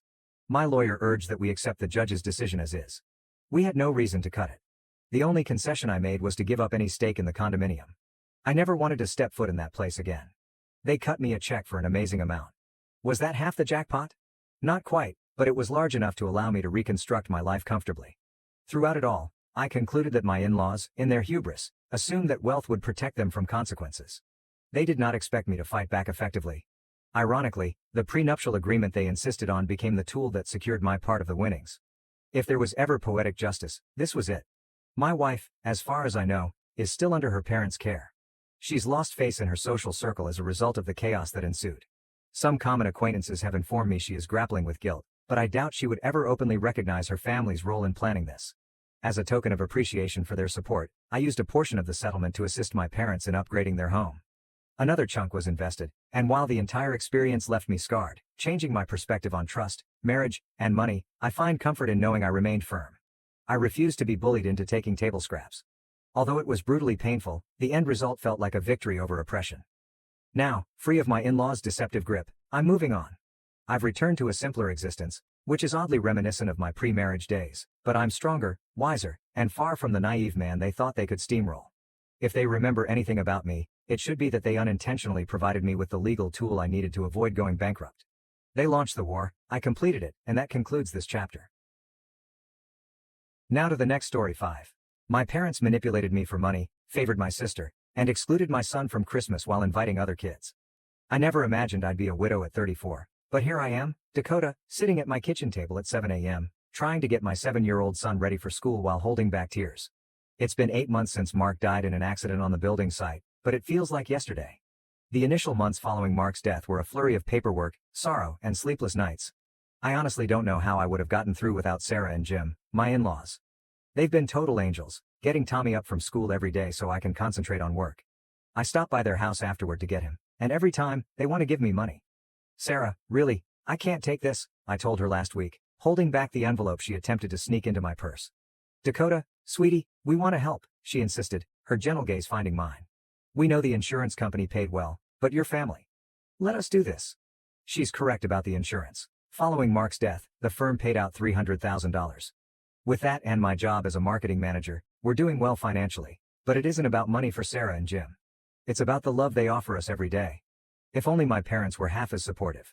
Mom and Dad have always made it plain that my older sister Rachel was their favorite child, and now they prefer her children over Tommy. Last weekend was normal. Tommy was eager to see his grandparents, but Mom was already fussing about his questions after only 20 minutes. Why does the clock make that sound? Tommy inquired, pointing to their antique grandfather clock. How does it work inside? Dakota, can't you control him? Mom groaned and rolled her eyes. He's always asking questions about everything. Rachel's kids never give us this much trouble. Dad nodded in agreement and reached for his laptop. Here, Tommy, why don't you play some games instead? Look, I downloaded some new ones. Tommy, however, did not want to play games. He wanted to communicate, learn, and connect. Meanwhile, Rachel's 3 children sat in the corner, engrossed on their phones and barely noticing anyone's presence. And my parents portrayed this as the perfect behavior. I've learned to bite my tongue. Growing up as the underfavored child, I became accustomed to these comparisons long ago. Now I just shake my head and remain mute when people compliment Rachel's parenting while condemning mine. At the very least, they help Tommy on occasion, such as watching him when I have late meetings or picking him up if both Sarah and Jim are busy. It was intended to be just another Tuesday dinner at my parents' home. The warning signs were present from the time I went in. Mom had prepared my favorite lasagna, which she generally only cooks when she wants something. Dad was particularly chatty, inquiring about work, Tommy, and pretty much everything. They were building toward something. I simply didn't know what. So, Dakota, Mom remarked gently as she cut her lasagna into beautiful squares. We've been meaning to ask you something. I took a sip of water to brace myself. How much was Mark's life insurance payout? The question struck me like a slap in the face. I nearly choked on my water, taken aback by such a forthright question about something so intimate. Perhaps it was the shock, or perhaps I was simply tired of hiding secrets from my parents, but I responded truthfully. About $300,000, I replied gently. Mom's fork clattered against her plate. Dad's head shot up so swiftly that I felt he could injure himself. They looked at me as if I had just declared I had won the jackpot. Well, Mom began, carefully setting down her fork. What are you planning to do with all that money? I could feel their expectations weighing down on me. I've invested it, I said, trying to keep my voice steady. It's for Tommy's future, his college education, maybe to help him buy an apartment when he's older. Mark and I always talked about. But that's years away, Dad said, waving his hand dismissively. You should be thinking about the present, Dakota. About yourself and your family. The way he stated family made it apparent he wasn't referring to Tommy. I recognized that tone. It was the same one they used to aid Rachel with her down payment for her house or to fund her extravagant wedding. You could do so much with that money now, Mom added, leaning forward eagerly. You could help your family, people who need it today, not save it all for some distant future that might not even. I'm not discussing my money anymore, I interrupted her, my voice harder than I wanted. The hush that followed was oppressive. They both sat back, Dad's expression clouded with displeasure, something I had seen so many times growing up. Mom squeezed her lips together in a thin line that always indicated difficulty. The rest of the dinner was spent in tight quiet, interrupted only by the scrape of forks against plates. I assumed that would be the end of it. Knowing my parents, I anticipated them to give me the silent treatment for at least a month. It was what they always did when I failed to meet their expectations. But to my astonishment, Mom called only a week later. We're having a family dinner on Sunday, she said, her voice as friendly as if nothing had happened. Rachel and the kids will be there too. You have to come, sweetie. Something in her tone made me apprehensive, but I consented.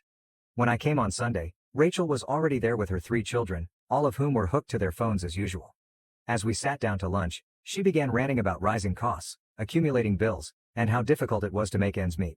"These days, everything is just so expensive now," she complained, passing the potatoes.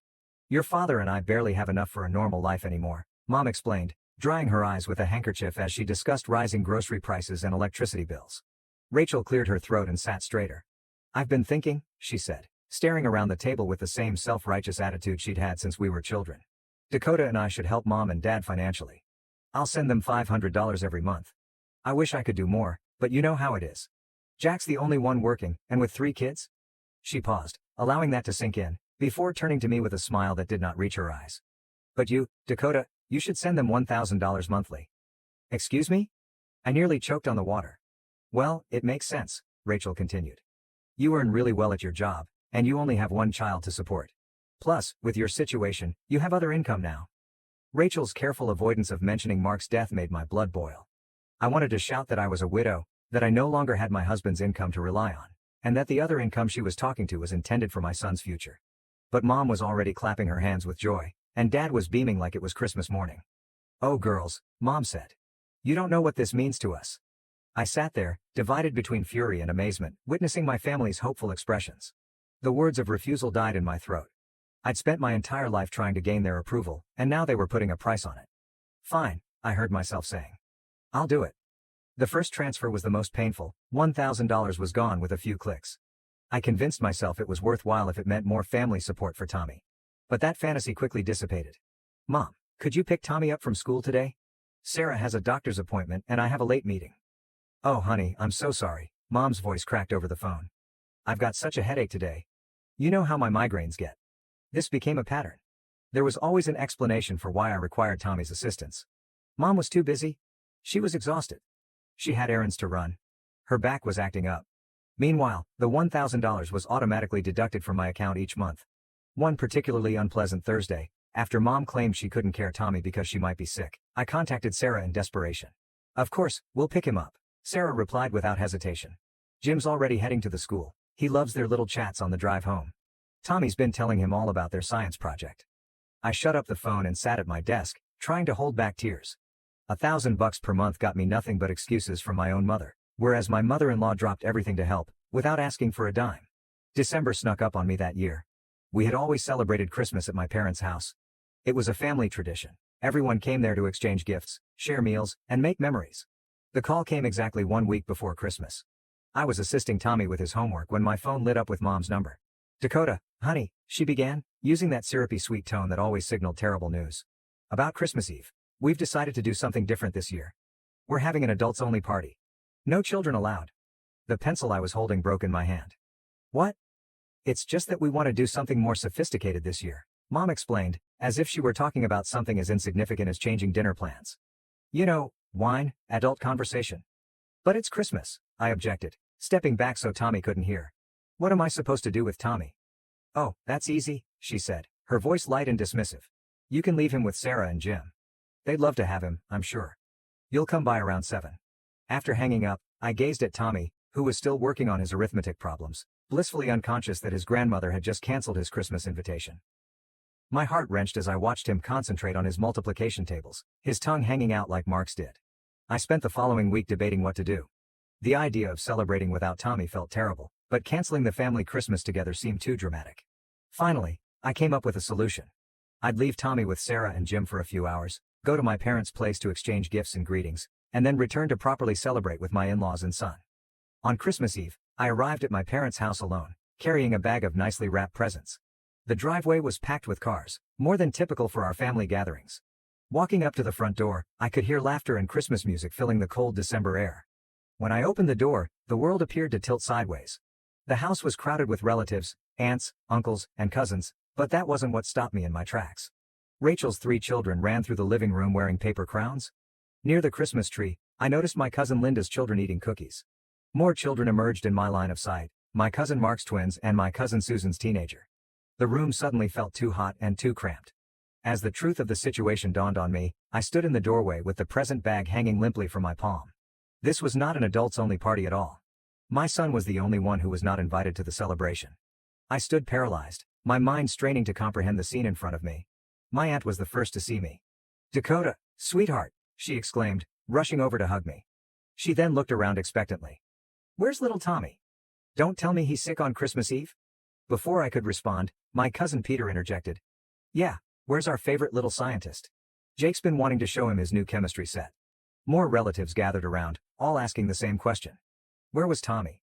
Why had I arrived alone? Each inquiry felt like a knife being twisted in my gut. I couldn't form words. I couldn't describe what I didn't comprehend. Through the bustle, I noticed my mother in the kitchen, placing cookies on a Christmas-themed tray as if everything were normal. As if she hadn't already omitted her sole grandson from a family event. "Excuse me," I managed to mutter, moving past my concerned family members. My feet took me to the kitchen on autopilot, rage rising with each stride. "Mom," I asked, my voice low and controlled. "Can we talk privately?" Something in my tone prompted her to put down the platter.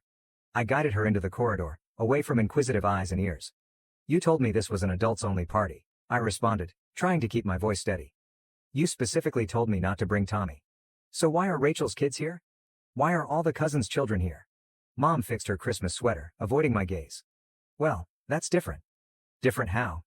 "Those children," she remarked, nodding vaguely toward the living room, "know how to behave at formal gatherings.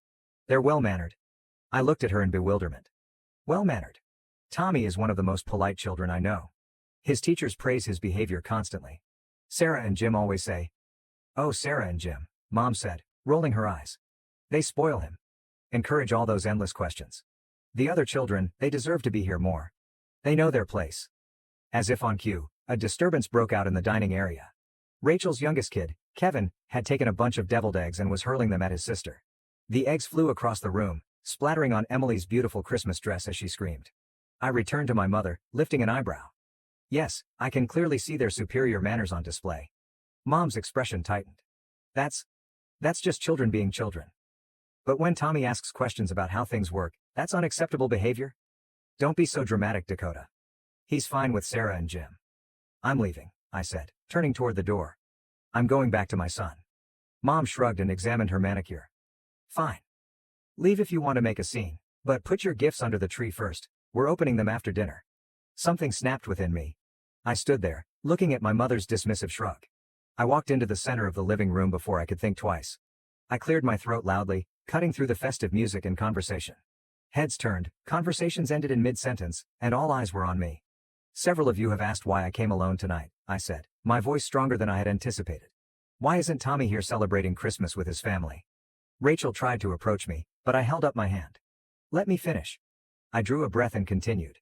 "I'm here alone because a week ago, Mom called and told me this was an adults-only party. I was specifically told not to bring Tommy." My aunt's voice broke through the hush. "But all the children are here."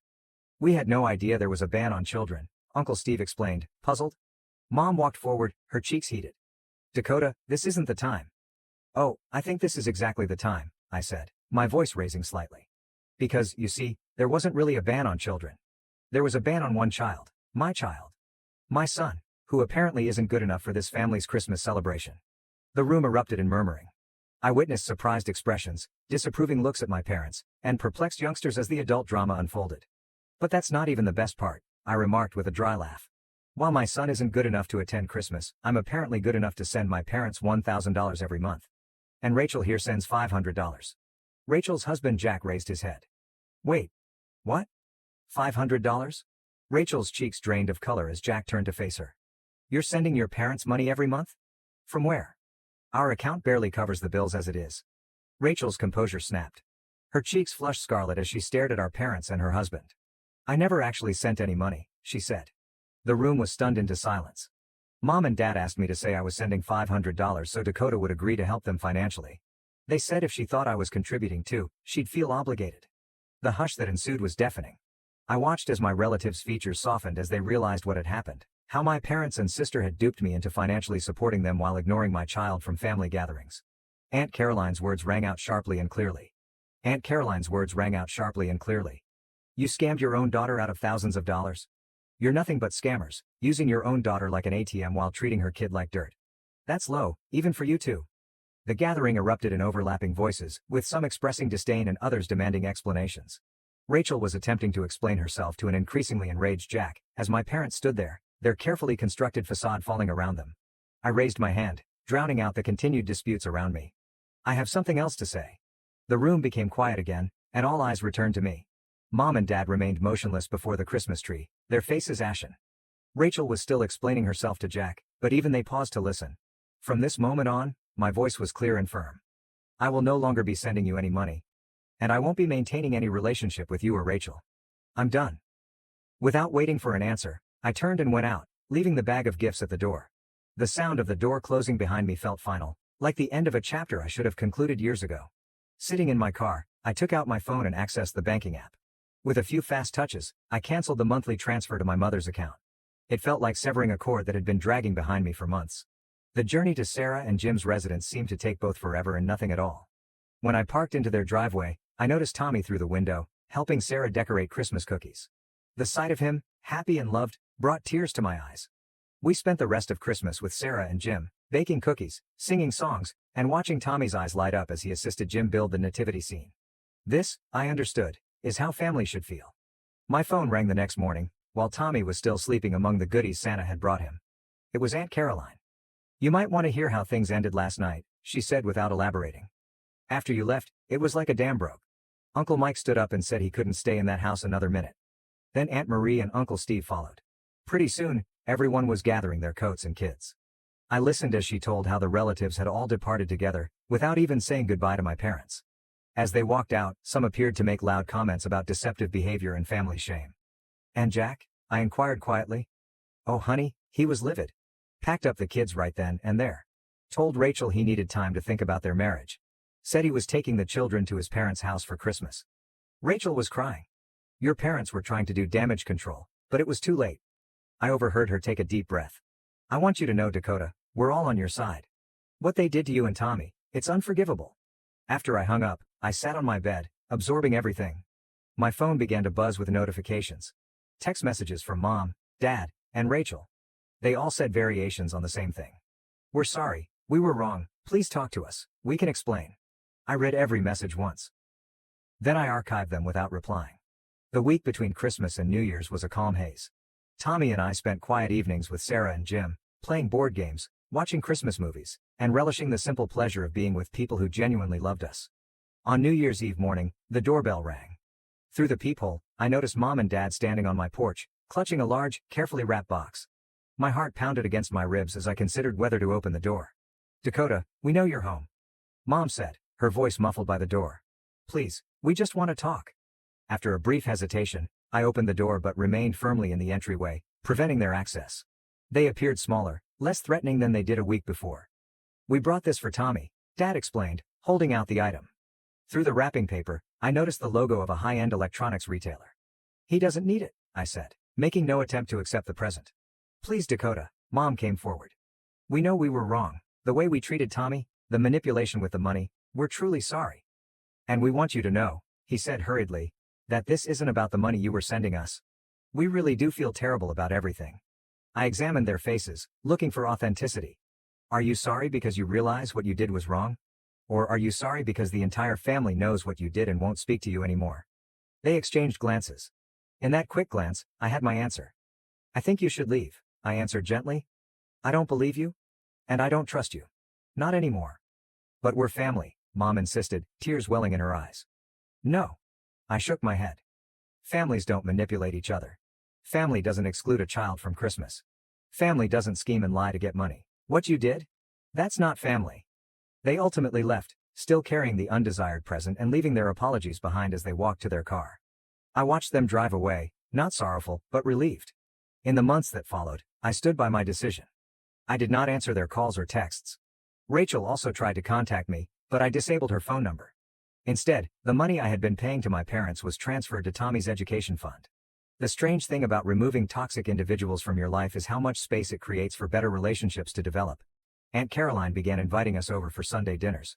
Uncle Mike and his wife invited us over for barbecues, where Tommy could play with his cousins. Everyone made an effort to include him, asking him about his interests and encouraged him to ask questions. Tommy inquired one summer afternoon, Mom, why does Uncle Mike's pool have that funny smell? That's the chlorine, buddy, Uncle Mike said before I could respond, embarking into an explanation of water treatment and chemical processes that captivated Tommy. I witnessed my son blossom under the care and devotion of family members who genuinely wanted to know him, not change him. He began calling Sarah and Jim Grandma and Grandpa solely. And they continued to be our bedrock, our safe haven in whatever storm. Now to the next story 6. Am I the asshole for punching my husband's ex-wife straight in the throat because she kept following me and hurling racist insults at my child? Original post, January 30th, 2025. My husband's ex-wife, who we will call Shelley, hates me and I'm not a big fan of hers either. She is high conflict and has been putting my stepson in the middle of her crap since the beginning. She had him listen at our door and report back what I said. She even called CPS on me for having a medical marijuana card. Nothing came of it.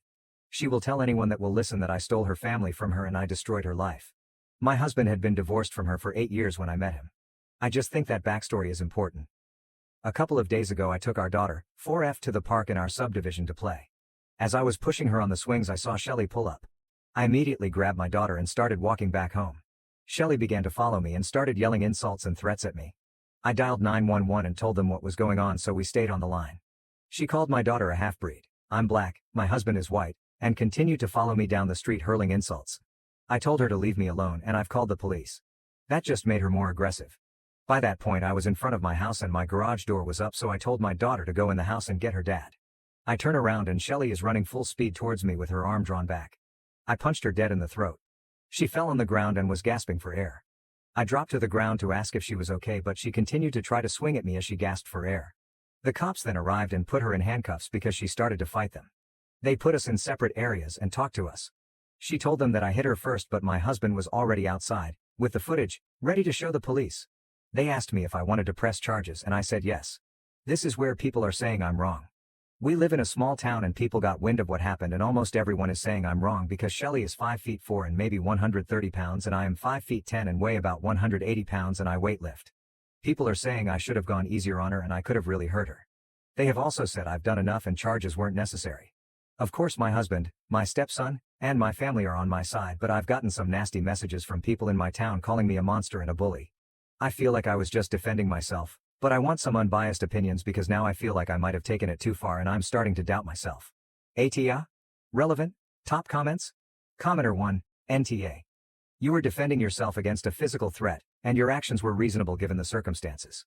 Shelley's behavior was unacceptable, and she escalated the situation by following you, yelling insults, and making threats. When she charged at you with her arm drawn back, you had every right to protect yourself. 1. The criticism from people in your town seems misguided, focusing on your physical size and strength rather than the facts of the situation. The fact that Shelley is smaller than you doesn't mean you should have allowed her to attack you without defending yourself.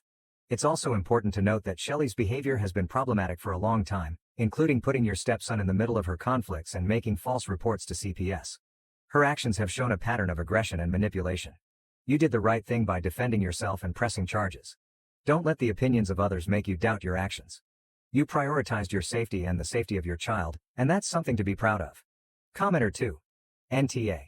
Shelley is an idiot to try to swing on someone bigger, taller and stronger than her. And why? Because you didn't react to her insults. Instead you asked her to leave you alone and then called the cops. Had you not turned around and see her running toward you, ready to hit you, she could have caused you great damage. Instead, you threw one punch to keep her away. Too bad your fist is at her throat level. She should have thought that one out before she tried to attack you. Do not doubt yourself. You defended yourself from someone who intended to do you harm. You didn't continue to walk on her. You were not the aggressor. She stepped on your property and threatened you, and your child. The people in your town are idiots.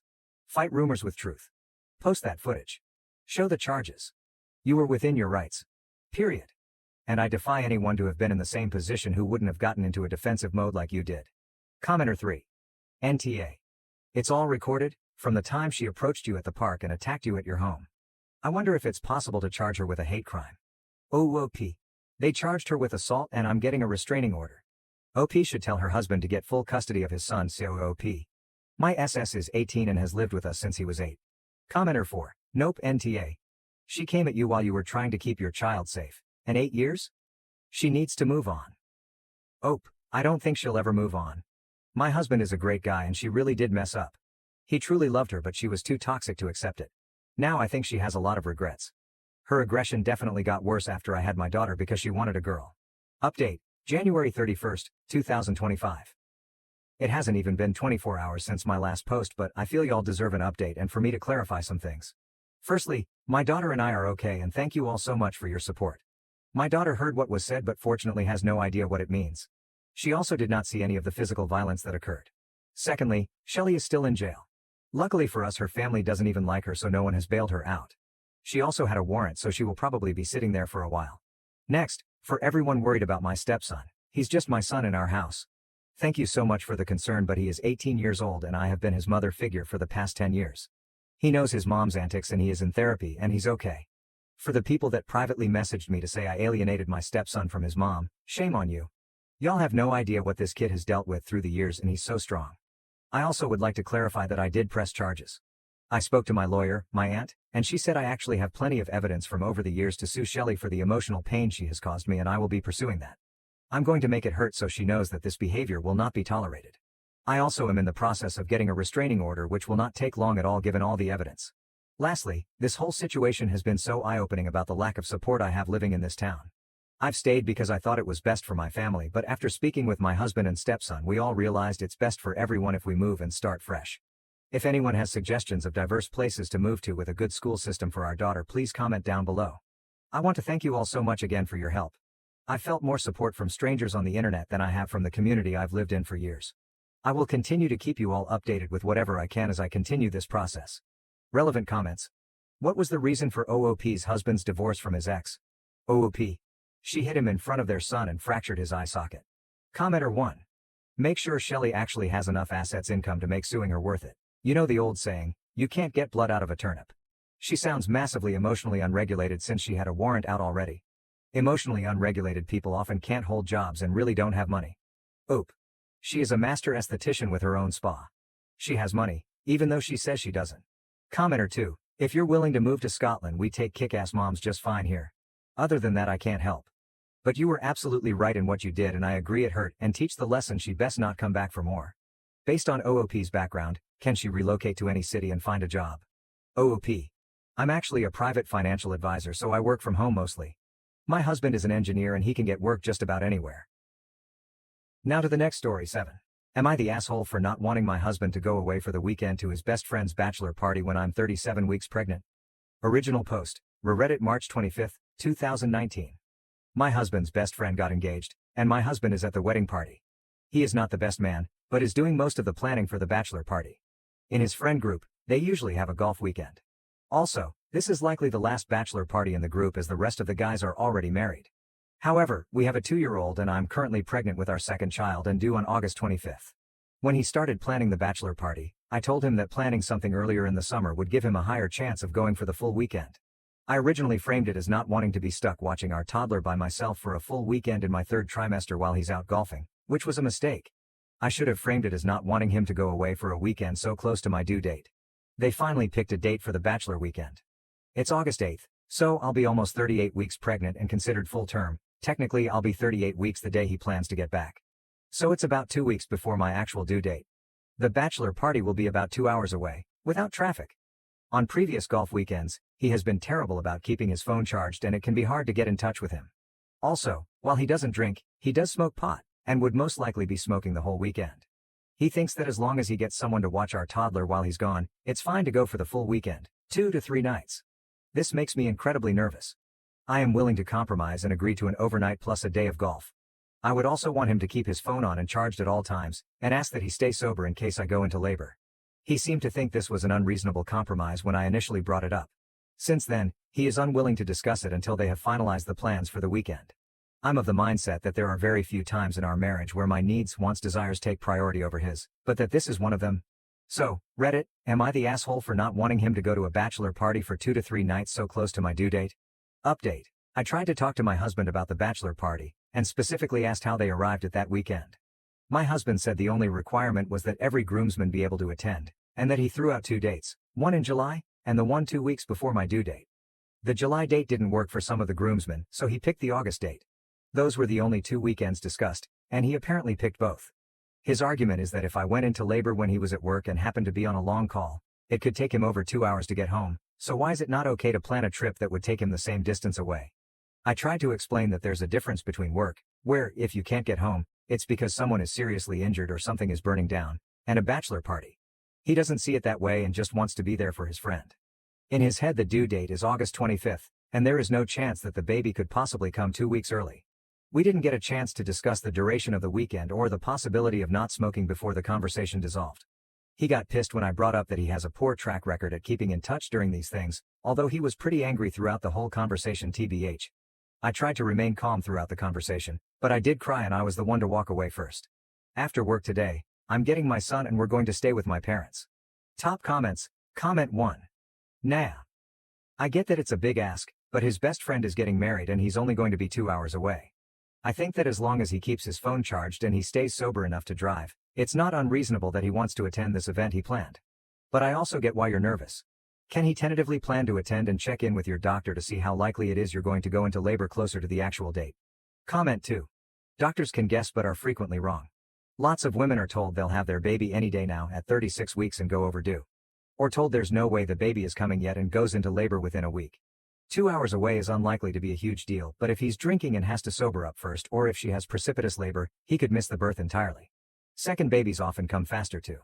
Personally, I wouldn't be willing to risk that. Comment 3. NTA. The comments here are just so frustrating. Yes, OP's husband will have to make the immense sacrifice of staying sober at a bachelor party. Woe is him, how could he possibly survive?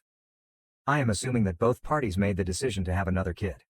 In making that decision, OP has sacrificed 9 months of alcohol, getting high at parties, eating what she wants, and any number of other things.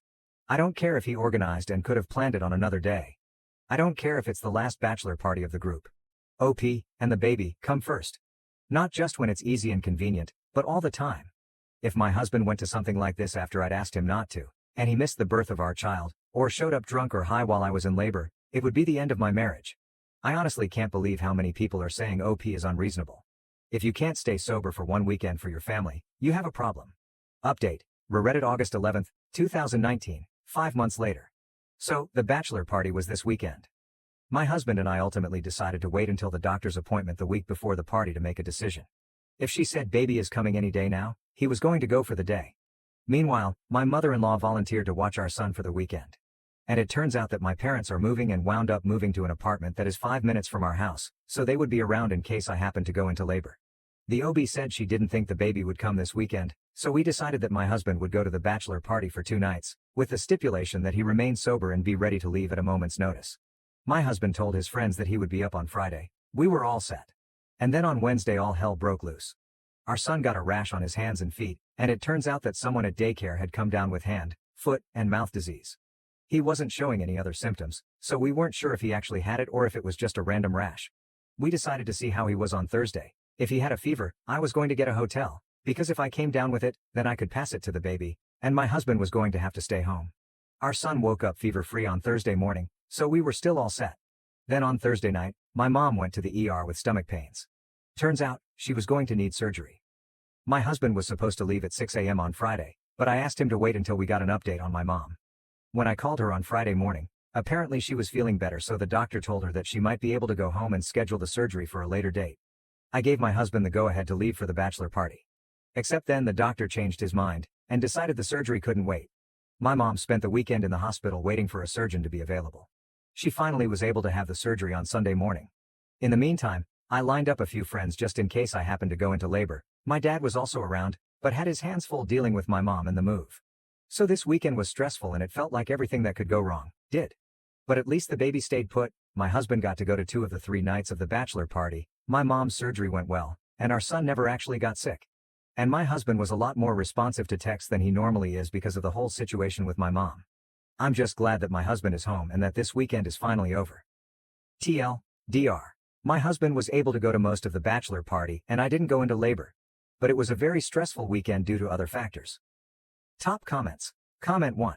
I nearly got a panic attack reading this. It was extremely irresponsible of your husband to leave once potential HFM and your mother's surgery was in the picture. He shouldn't even ask you, because that puts pressure on you to not be the bitch. This could easily have gone a lot worse, and you just lucked out. I was a preemie from my mother stressing out. I've had really bad HFM as an adult, and when I gave birth myself, it went from low risk to life-threatening pretty fast, and 2 hours would definitely have made a big difference. He's a father, and that means he's got to be there for you, his son, and new baby-to-be. A multi-day bachelor party can't be a priority. It doesn't matter if you have family and friends, it's his child. I feel like you only got NAH because Reddit skews young enough and male enough that they don't quite internalize all the emotional labor that men pass to women, and how optional men find putting in the time to be a father.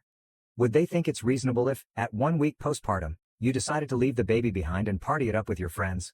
After all, there's breast pumps and formula, so other people can theoretically do newborn parenting. He owes you like all the 4 a.m. feedings at this point to make this up. Comment 2. Can you imagine if she had gone into birth?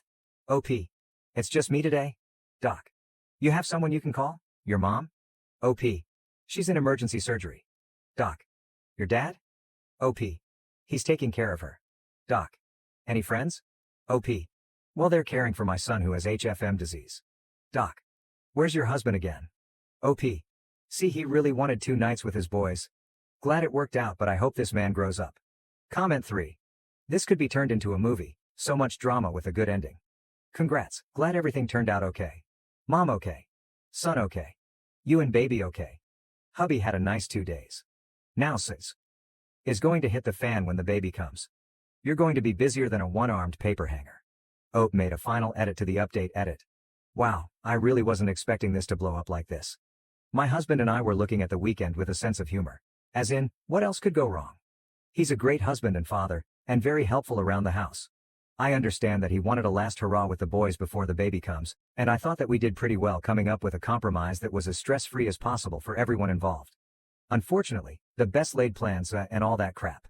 We're both just glad that he was able to have a great time with his friends, no one got HFM, my mom is okay, and he didn't miss the baby being born. Now to the next story 8. I discovered that my fiancé had shared a room with his coworker, checked his phone, and was shocked to find out they had been cheating for months. Original post July 12, 2019. We've been engaged for 6 months. Together since 16. We knew and both realized that we were going to change as a person while growing up, and so communication has always been our #1 priority. We have a great relationship and our wedding is in October. I was seriously excited until now because I feel really uneasy. He went on a 2-day, 1-night work trip with his coworker, I'll call her F. I have met F once before at a company event and I didn't exactly like her. I'll be honest and say that she intimidated me and I feel insecure when I think about them spending time together. She's extremely bubbly and very attractive, also very flirty, but she's married. I didn't like that they were going on this work trip together, but what can I do? It would have been ridiculous if I told him he can't go because I don't like F. Anyways, I decided to pick him up at the airport. He was going to take a taxi, but I wanted to surprise him. They came out and F didn't look too pleased to see me. She kept talking about how much fun they had together, and at one point told me how lucky I was that my fiancé gives good massages. I was shocked and asked her how so, and it turns out he gave her a massage after the first day. I don't think this is okay and I wanted to confront him about it. Unfortunately, it doesn't stop here. Fiancé went straight to bed when we got home, so I didn't get the chance to really talk to him. I went through his bag, and I found the papers for the hotel they were staying at. 1 room is booked for 2 persons. 1 queen-size bed and a couch that can be turned into a bed. I don't even know how to feel. I don't know if this is okay or not. At the very least, I wish he would have told me. On the other hand, I didn't ask about his hotel room either. I just feel super uncomfortable. I'm trying to resist the urge to snoop on his phone and I feel terrible about it. I don't know what to do and I'm just feeling lost. Please help me out here. Top comments. Comment 1. If she made a comment about him giving her a massage right to your face, then she's trying to start shit between you and your so. Comment 2, and it worked. Comment 3, well, this is not surprising since it's fucking inappropriate behavior for parties and relationships to be doing. Comment 4. Just ask Marcellus Wallace. Comment 5. Would you give a man a foot massage? Update July 18, 2019, 6 days later. Sorry for the late update. Didn't really have the time to write something. I decided to snoop, and I hit the jackpot right away. I unlocked it with his fingerprint. Should have been the first sign. He claimed it was convenient. I scrolled through their messages and it was obvious. They were even making fun of me together. They've been sleeping together for months. Don't know what got over me, but I wanted to read everything they ever said to each other and I did. Pretty sure they slept together just 2 days after he proposed. From what I could gather from their talk, she wants him to leave me, but he's hesitant. But sleeping with her for months is okay, right? Not proud of my reaction, but I went a little crazy. Been with this dude since I was 16. I packed and threw some of his stuff and called a friend over and woke him up and told him he should leave. He confessed and begged for a second chance. I couldn't believe it, really. He left and only came back to grab more of his stuff. I blocked him everywhere and haven't spoken to him since, but obviously I'm going to need to be in contact with him to figure out the details about our finances. I don't know, I'm still hurt and upset, but not as much as I thought. Initially I felt like I was going crazy. And I feel so stupid for not noticing or finding out earlier. I wasted so much time with him. Somehow because it's a full-blown affair it hurts less. Oh, and there was no work trip. I mainly feel like an idiot for not asking more questions and blindly trusting him. My friend has been with me and she is always able to make me laugh. We went out together most nights and I've been feeling better. To top it off, I slept with one of his best buddies last night, and he told me not to tell him LOL. I was drunk and wanted revenge and well, I guess I sorta got it, though I'll definitely be letting him now. Not much else to say. I guess I'm going to be single for a while and enjoy that. I seriously can't believe I was going to get married to this asshole. Turns out you never really know people.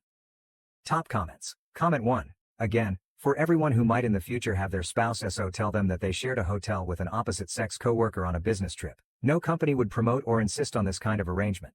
Comment 2. The legal hassle is just too much risk. As I said in the original post, either there was no business trip or they were in charge of booking their own rooms and the company didn't know. I've worked for a few companies and sometimes I just had an expense account so I got to book rooms for myself. So did my coworkers. But a company will never put two, especially opposite-sex coworkers, in one room. Now to the next story. 9. My parents forced me to lose weight for my sister's wedding, but after my transformation, they couldn't handle my success. Growing up, I was always an overweight child. I've always been bigger than the majority of the other kindergarten students. While my peers were still figuring out what made them distinctive, my size had already stood out. As I grew older, the weight I carried became more visible. By high school, I was indisputably overweight, and my shape and girth served as a continuous reminder of my differences. College was not much different. While some of my peers began to find who they were or explore new aspects of themselves, I stayed stuck in the same identity, overweight and occasionally fighting with it. It wasn't easy being the bigger kid. It exposed me to continual ridicule, mockery, and nasty comments from people who didn't know or cared to understand me. Growing up, I was bullied more than I care to recall. Classmates teased me mercilessly. Their insults ate away at me, creating profound doubts and self-doubt that felt impossible to overcome. They'd call me names, tell cruel jokes, and I'd frequently be the punchline. I was always singled out, as if I were somehow unworthy of affection or companionship. I was continually excluded from games, parties, and gatherings. It felt like I was always on the outside, watching everyone else go through the regular ups and downs of childhood and adolescence from a distance I couldn't reach. These years of bullying influenced how I perceived myself and responded to the world. I felt out of place with others, so I sought sanctuary in books. I lost myself in literature and stories that helped me escape my daily troubles. Books did not judge me. They did not ridicule me. I became known as the nerd, and I didn't like it all that much. Bonnie, my younger sister, was very different from me. She was only a year younger than me and possessed an effortless charisma that drew others to her. Bonnie thrived in social situations, whereas I was shy and reserved. She had a fascinating personality. She could go into a room and instantly have everyone smiling, laughing, and absolutely fascinated by her. Bonnie didn't just make friends easily, she seemed to have an intrinsic ability to persuade people to support her, almost as if she were the sun around which everyone gravitated. Regardless of our differences, I adored her. I took my job as her older sister seriously, feeling fiercely protective whenever she needed it. When she began attending the same high school as mine, I was overjoyed. Initially, being Bonnie's older sister made me feel proud, as if I had a particular place in her life. However, as she grew older, things began to alter. As Bonnie settled into high school and began to create her own personality, I saw a difference in how she perceived me. She began to see how different we were, and how differently we were treated. Whereas I was the bookish, quiet kind, she was vivacious and popular, someone who rapidly established herself among the cool circle. I observed as she became aware of my eccentricities and insecurities, which had previously made me appear uncool. Bonnie began to distance herself from me as she found new pals. She would then try to actively ignore or avoid me in school. That hurt. It genuinely pained me that my own sibling saw me as inferior. Nonetheless, I did my best to accept her decision and give her the distance she appeared to require, even though it hurt to think I was losing not only my sister but also a friend. But, gradually, Bonnie stopped ignoring me and began to associate with others who made me feel like an outcast. Bonnie and her pals would take advantage of any opportunity to humiliate me whenever we met in the corridors or at lunch. They'd taunt me in front of other students or worse, try to trip me as I passed with my lunch tray, just to make everyone laugh. It felt like I was losing her, not to new people, but to the same taunting and abusive conduct I'd been subjected to for so long. I was always on guard, attempting to avoid not just my peers' criticism but also the humiliation inflicted by my own sister. It hurt a lot, especially because it came from someone I had always admired and looked up to. When Bonnie invited her friends over, they would all gang up on me at home. They would rush into my room without knocking, then laugh and gesture to my body. They'd fling insults like geek and fatty at me like they were nothing. I felt like a zoo animal, as if I were their source of entertainment. When they entered my personal space in my room, I felt small and alone, as if I were an alien in my own home. I tried to explain it to my parents several times, hoping they would realize how tough it was for me to deal with Bonnie's conduct. But every time I brought it up, they dismissed my worries. They'd smile and defend her acts, claiming that this is how siblings bond, that Bonnie was only playing around with me. They told me it was harmless, even suggesting that I loosen up and stop taking everyone's taunts so seriously. They told me that I was older and should be more patient and resilient. So, not only did I face years of bullying from my peers, including my own sister, but my concerns were repeatedly rejected by my parents. It made me feel isolated, as if no one in my own family realized or understood how deeply it hurt. The only time I ever felt properly noticed by our parents was when I received my grades. Academics had always come effortlessly to me, and I became accustomed to receiving high grades. In a way, it was the one area where I felt superior to everyone else. It was also the one way I could make my parents proud, the one part of my life that they appeared to actually care about. My parents enjoyed bragging about my accomplishments to friends and relatives, portraying me as the family scholar, as if my grades were evidence of their parenting prowess. But Bonnie detested the analogies. She was not an academic overachiever, nor did she want to be, but our parents' repeated reminders of my accomplishments made her resentful. They put my grades up as an example, meaning that she needed to do the same. I could always tell she was frustrated and angry, which is probably why she did what she did to me. Bonnie would occasionally attempt to destroy my hard work in order to get back at me. She would sneak into my room in the middle of the night and grab my homework, often just before a major task was due. I'd wake up the next morning to find my perfectly completed work stolen. Panic would set in, and I'd feverishly hunt through my books, papers and files, becoming increasingly anxious with each passing minute. And there she'd be, smirking, watching me from the doorway, relishing every moment of my anxiety. To her, it was a minor victory, a way to bring me down a peg and remind me that I wasn't invincible. She understood how important my grades were to me, how much of my self-worth I had invested in them, and she enjoyed disturbing that aspect of my life. I only found out about her stealing my assignments years later, when she drunkenly admitted one evening. My relationship with Bonnie has softened over time, but we are still far from close. You could say we've matured a little, and some of the animosity from our youth has dissipated. However, the strong closeness that siblings often enjoy did not fully emerge between us. After graduation, I moved out and started a new life in a new city, with an interesting job and new chances, which meant I didn't see my family as much. As time passed, our communications became limited to occasional phone calls or texts. So, last year, when I scheduled a summer visit home, I was truly excited to see everyone. It had been a long time since we'd all gotten together as a family, and I was excited to catch up and reconnect. However, not everything went as planned. Our family lunch began well enough. Everyone appeared delighted to see me, and for a moment, it felt like old times. That changed, however, when Bonnie unexpectedly revealed her engagement. None of us saw it coming, and we initially assumed she was joking. However, it was instantly apparent that she was serious. She proudly put out her hand, displaying a gorgeous ring, and I couldn't help but remark how exquisite it was. I was genuinely happy for her, delighted that she had finally met someone she loved and who loved her back. Almost as soon as the congratulations subsided, Bonnie turned to me and inquired about my recent activities. I told her about my profession, my life, and how rewarding things had been for me. Before I could finish, she cut me off. "I can't help but say this," she started, smirking. "But why are you still fat? If your life is truly amazing, shouldn't you have shed weight by now?" Her remarks hit me like a slap, reawakening old insecurities that I thought I had overcome. The room became uncomfortably silent, and I could feel everyone's gaze on me, waiting to see how I would respond. I merely shrugged and tried to laugh awkwardly at her comment. But my parents immediately joined in to criticize me. They began discussing how I was still obese and unmarried, and how they were concerned I would never have children. I felt so mortified hearing them talk like that.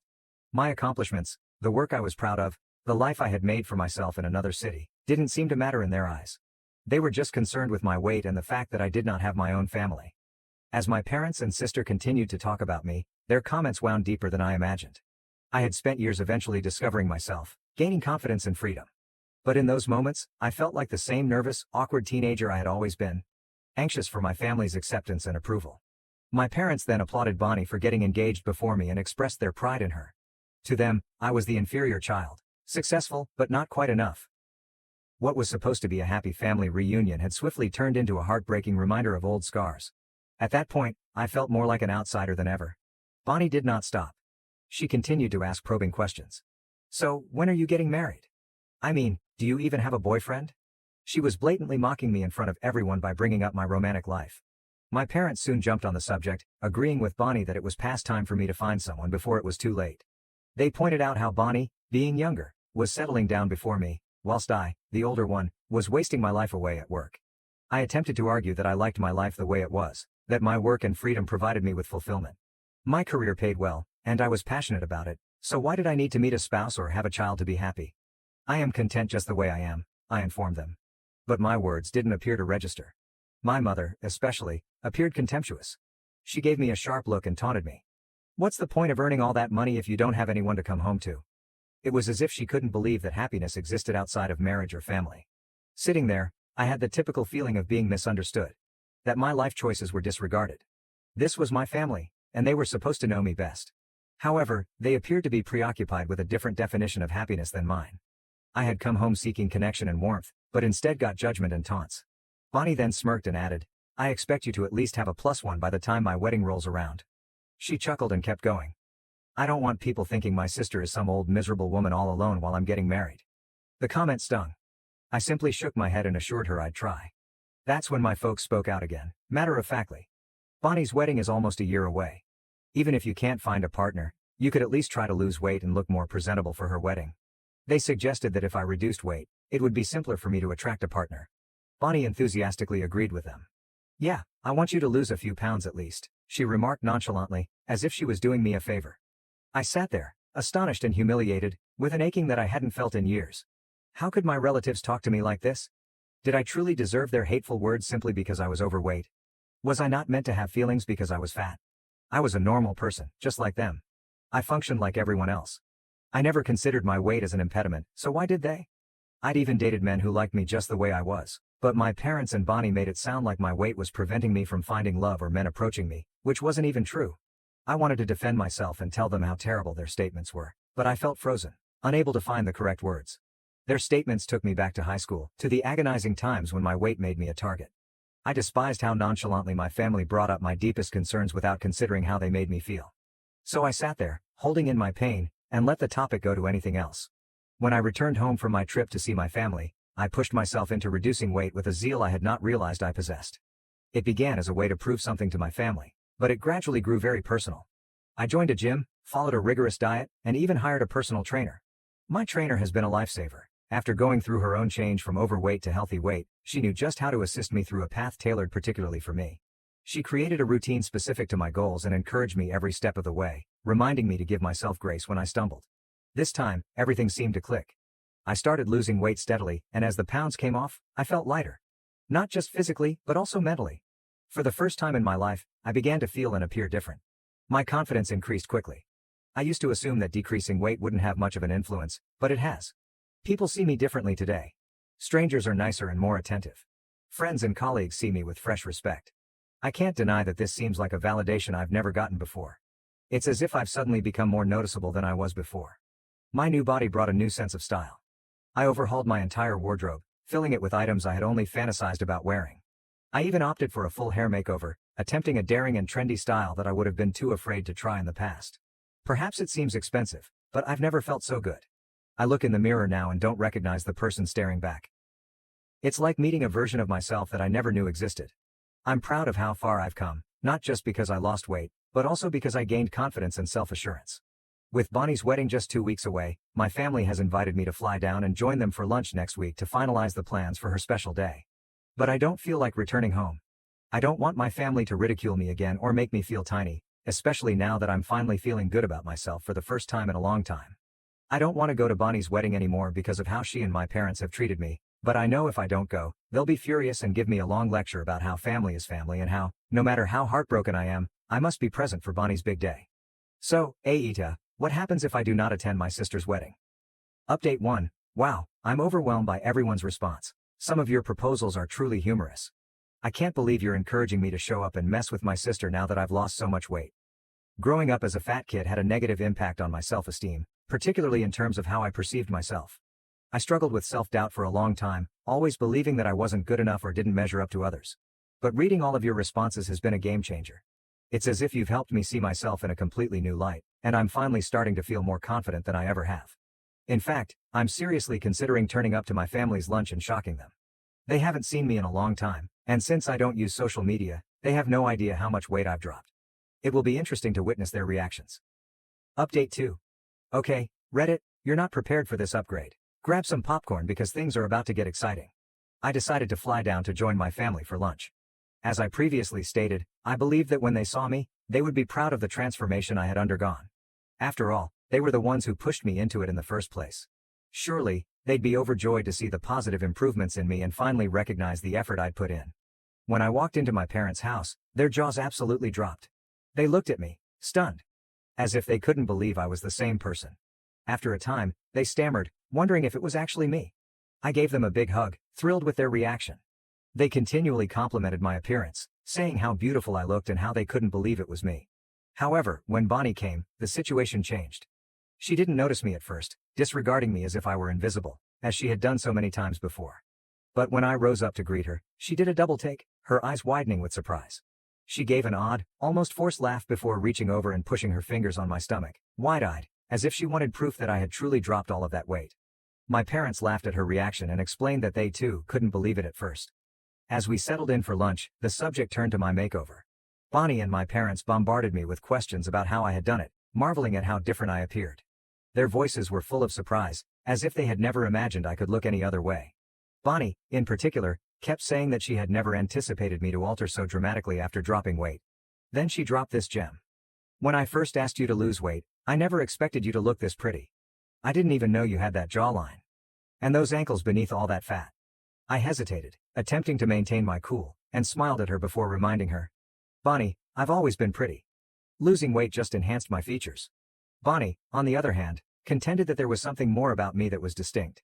Then she had the courage to ask, did you have some surgeries done on yourself? Because there's no way you look this good by yourself. I could feel my blood starting to boil. The hubris to believe that I required surgery to look attractive when, in fact, I had worked so hard to get my current appearance. I looked her directly in the eyes and replied, wow, Bonnie, it's amazing that you think that little of me. No surgery, just a lot of hard work and self-love. Something you might want to try sometime. Bonnie's expression changed from surprise to displeasure, but I didn't care. It felt amazing to finally say something and put her in her place. Before she could react, my parents jumped in, attempting to smooth things over in their own way. You shouldn't be offended, my mother replied. The three of us have just never seen you look this way before. Honestly, you look even more beautiful now than Bonnie does, and she's the one getting married. Bonnie appeared much angrier following Mom's remark. I simply ignored her and concentrated on my food, allowing my sister to seethe in her rage. Then my mother joined in. You know, I was thinking, maybe you should go back to your original hair color. I think you'd look even better with your natural shade. This blonde look makes you stand out too much. Maybe you should just go back to your old look. Bonnie and my father quickly agreed with her. My dad concurred with my mom and said, Bonnie has always been the blonde daughter of the family, and you were the brunette. So, it would be a good idea for you to go back to your original hair color. It might make you look more like yourself. Hearing their statements, I was taken aback. I suddenly felt like the three of them were ganging up on me, attempting to bring me down. My hairstylist had suggested that I change my hair color to blonde because it better matched my skin tone and complexion. It had nothing to do with attempting to outperform or overshadow my sister. I could see why Bonnie was jealous of me. I looked nice now, but I couldn't figure out why my folks were so unhappy with me. It was as if they wanted to transform me back into who I was, despite the fact that they had wanted me to be more acceptable for their darling daughter's forthcoming wedding in the first place. But now that I did, they couldn't accept who I had become. Instead of recognizing my progress, they sought to undermine me. I finally questioned my parents. What's your problem? Why can't I be blonde too? Does my sister own that color or something? I paused, annoyed. No, she doesn't. I can be blonde or brunette. It's my choice. Why does it even matter to you so much? I couldn't understand why they were so obsessed on my returning to my former self, as if my appearance had to match who I was. Before, my mother scoffed at me and claimed that I was purposefully attempting to undermine Bonnie's wedding by making an effort to stand out with my appearance. Bonnie joined in, stating, with your weight loss, you're already going to stand out, so do you really need to take my hair color too?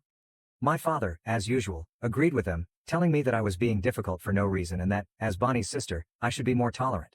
I couldn't believe what I heard. It was not about stealing anything, it was about having the ability to do whatever made me happy. But instead of supporting it, they were all concerned about how it would make Bonnie uncomfortable. You know what? I'm done with this, I murmured, the words almost burning as they from my lips. The three of you are so caught up in your own negativity that you can't even accept that I've changed. The truth is, I've always been amazing just the way I am, but none of you ever saw it. Now, even after I've lost weight, it's still not good enough for you. No matter what I do, it's never enough. I took time to process what I had just said. They only gazed at me, and it didn't matter. I was done with holding back. Since you all have so much to say about me, I think it's time I gave you some unsolicited advice, just like you love to give me. I turned to my mother first, feeling the words surge inside me like a deluge. Mom, I really hate how loose the skin is around your eyes and your lips. They droop on one side when you laugh. I can't help but notice all your crooked teeth, and honestly, it's just disgusting to me. I just gave her a second to react before turning to my father. Dad, I said with a stern voice, you're bald. You really have no right to say anything about anyone's hair or their hair color. How are you going to criticize someone's looks when you can't even keep a full head of hair? I noticed his face stiffening, but I wasn't finished yet. Finally, I resorted to Bonnie. And you, don't ever talk down to me again. Between the two of us, I've always been the better-looking sibling. But now, with all the weight I've lost, you look even fatter than me. Just look at those chubby arms of yours. Bonnie's face flushed with shame and she appeared to be about to burst into tears. I then hoisted my glass, downed my drink in one go, and walked out with a smirk, leaving everyone stunned and astonished. I had spoken everything I needed to say. I couldn't believe those words had come out of my mouth, but I didn't regret them one bit. They deserved to be humiliated after years of being criticized. After lunch, I flew directly back home. I did not want to stay behind and attend Bonnie's wedding. Since then, my phone has been overloaded with voicemails and texts from my parents and Bonnie. They've been calling me disrespectful and foul-mouthed for how I spoke to them and for simply leaving. Mom even insists that I fly back down to attend Bonnie's wedding because it won't look good to her in-laws if I don't. Update 3. So I ended up skipping Bonnie's wedding. Thanks to all of your suggestions, instead of returning home to attend, I decided to treat myself to an impromptu staycation at a 5-star resort. Honestly, it was one of the best moves I'd made in a long time. I spent the weekend doing whatever made me happy. No drama or pressure, just pure enjoyment. I treated myself to a spa day, binge-watched my favorite shows, and even visited some new places in the city I'd been longing to see. I've also blocked my relatives, so they can't contact me again. I'm weary of being bullied by them and want to avoid all of the poison and drama. Right now, my primary focus is on self-care. Now to the next story 10. My mother abandoned me, took all my savings, then suddenly called asking me to pay $2,000 for her husband's stepdaughter's dorm room. My phone suddenly buzzed when I was in bed, minding my own business. It was my mother. I hadn't heard from her in months. So what did she have to say? She didn't say, "Hey, how are you doing?" Instead, she got right to the point. She needed $2,000 for my stepsister's dorm fees. Yes, you read it correctly. She didn't even check in, just made an abrupt demand for money. Backstory: why this is a big deal. Before you pass judgment, please allow me to explain why this is such a significant event. This isn't a typical family request. When I was 16, my mother married Mark, her new husband, and it was brutally obvious that he had no interest in me. Mark had 2 children of his own. Noah, 14, Lily, now 17. They were treated like gold from the time they entered the picture. Almost immediately, my mother began acting as if I did not exist. I understand that mixing families can be difficult, but she didn't even attempt to make it work. The stolen college fund. When I graduated from high school, my grandparents graciously gave me $22,000 to help with my future. It was the first time I had truly felt free. On top of that, I had saved another $2,000 from my part-time work, giving me a $24,000 cushion for college or whatever came next. Then, one day, I looked into my bank account. Every single cent was gone. I confronted my mother, convinced that it must have been an error. She was still a co-owner of my account because I hadn't transferred it over yet. She looked me straight in the eyes, without a sign of guilt, and said she had taken everything. Her reason? It was my punishment for not respecting her new husband and their children. Or, at the very least, some ambiguous crap she cooked up on the moment. I lost it. She had treated my future as if it were nothing. That money was for college, my life, and she just took it. So I did the only sensible thing. I packed my bags and moved in with my grandparents, the only people who seemed to be concerned about what I was going through. What happens after that? I seldom spoke with my mother. Years later, she crawls back, move forward a few years. I just graduated college and am still trying to figure out my life. My mother called unexpectedly. Why? To ask for $2,000 to help Lily pay for her private dorm room. It appears that living with a roommate would be too difficult for her. Seriously. What 17-year-old wants a private dorm room? What happened to just coping with your roommate like everyone else? I did not even hesitate. No way. Not happening. The guilt trip begins. And how did she respond? No is not something you can say. We are family. Are you really going to refuse to help? She seldom asked how I was doing. We hadn't spoken in months, yet she treated me like I was some kind of ATM, just useful for money. I went straight to the monetary request, as if I owed her something. I simply hung up. I wasn't going to suffer through another guilt trip. The entitlement is unreal, to be honest. The entitlement shocks, but does not surprise me. This is not the first time she has done anything like this. I could have easily gone unnoticed after Mark entered the picture. She went above and beyond for him and his children, whilst I was there. Growing up, she wasn't always this way. But the moment she married him, it was as if I did not exist. She stopped asking how I was doing, stopped attending my school events, and stopped loving. She neglected to invite me over for Christmas after I had already moved in with my grandparents. However, guess what? She faxed the card. I hope you are doing well, Mom. Love is what it is. Nothing like we miss you or sorry for everything, just a simple card. Her interests were looks rather than true motherhood. Now she has the audacity to call out of nowhere and ask me to finance the dorm fees for her stepdaughter. After everything she's put me through? Not sure, not likely. To be honest, it's quite depressing. I owe them nothing after she stole my savings, left me to fend for myself, and prioritized her new family. I once wanted to be in a relationship with her. I tried to contact you back then, hoping we might work things out. Still, every time, it felt like I was talking to a brick wall. Her new family occupied her so much that she had no time for me. Despite our years of silence, she suddenly expects me to hand up $2,000 as if we're close. It's annoying, but I suppose I shouldn't be shocked. Some folks don't change. They simply take and take, claiming ownership over whatever you have. But I have learned my lesson. I'm no longer that defenseless child, letting her walk all over me. I've moved on, started my own life, and I'm not going to let her guilt trip me into paying for anything. Following that call, I blocked her from everything, and, to be honest, it feels as if a huge weight has been lifted. I cannot live with such negativity in my life. She will find out quickly if she tries to contact me again. I am done being courteous. After hanging up with my mother, I understood that was it. I had made myself very plain. Error. A few days later, I was just lying around, trying to enjoy my weekend, when my phone called. It was her once again. I almost disregarded it. What positive outcome may this have? But something piqued my interest, perhaps the faint hope that she had returned, ready for a normal chat. She hadn't.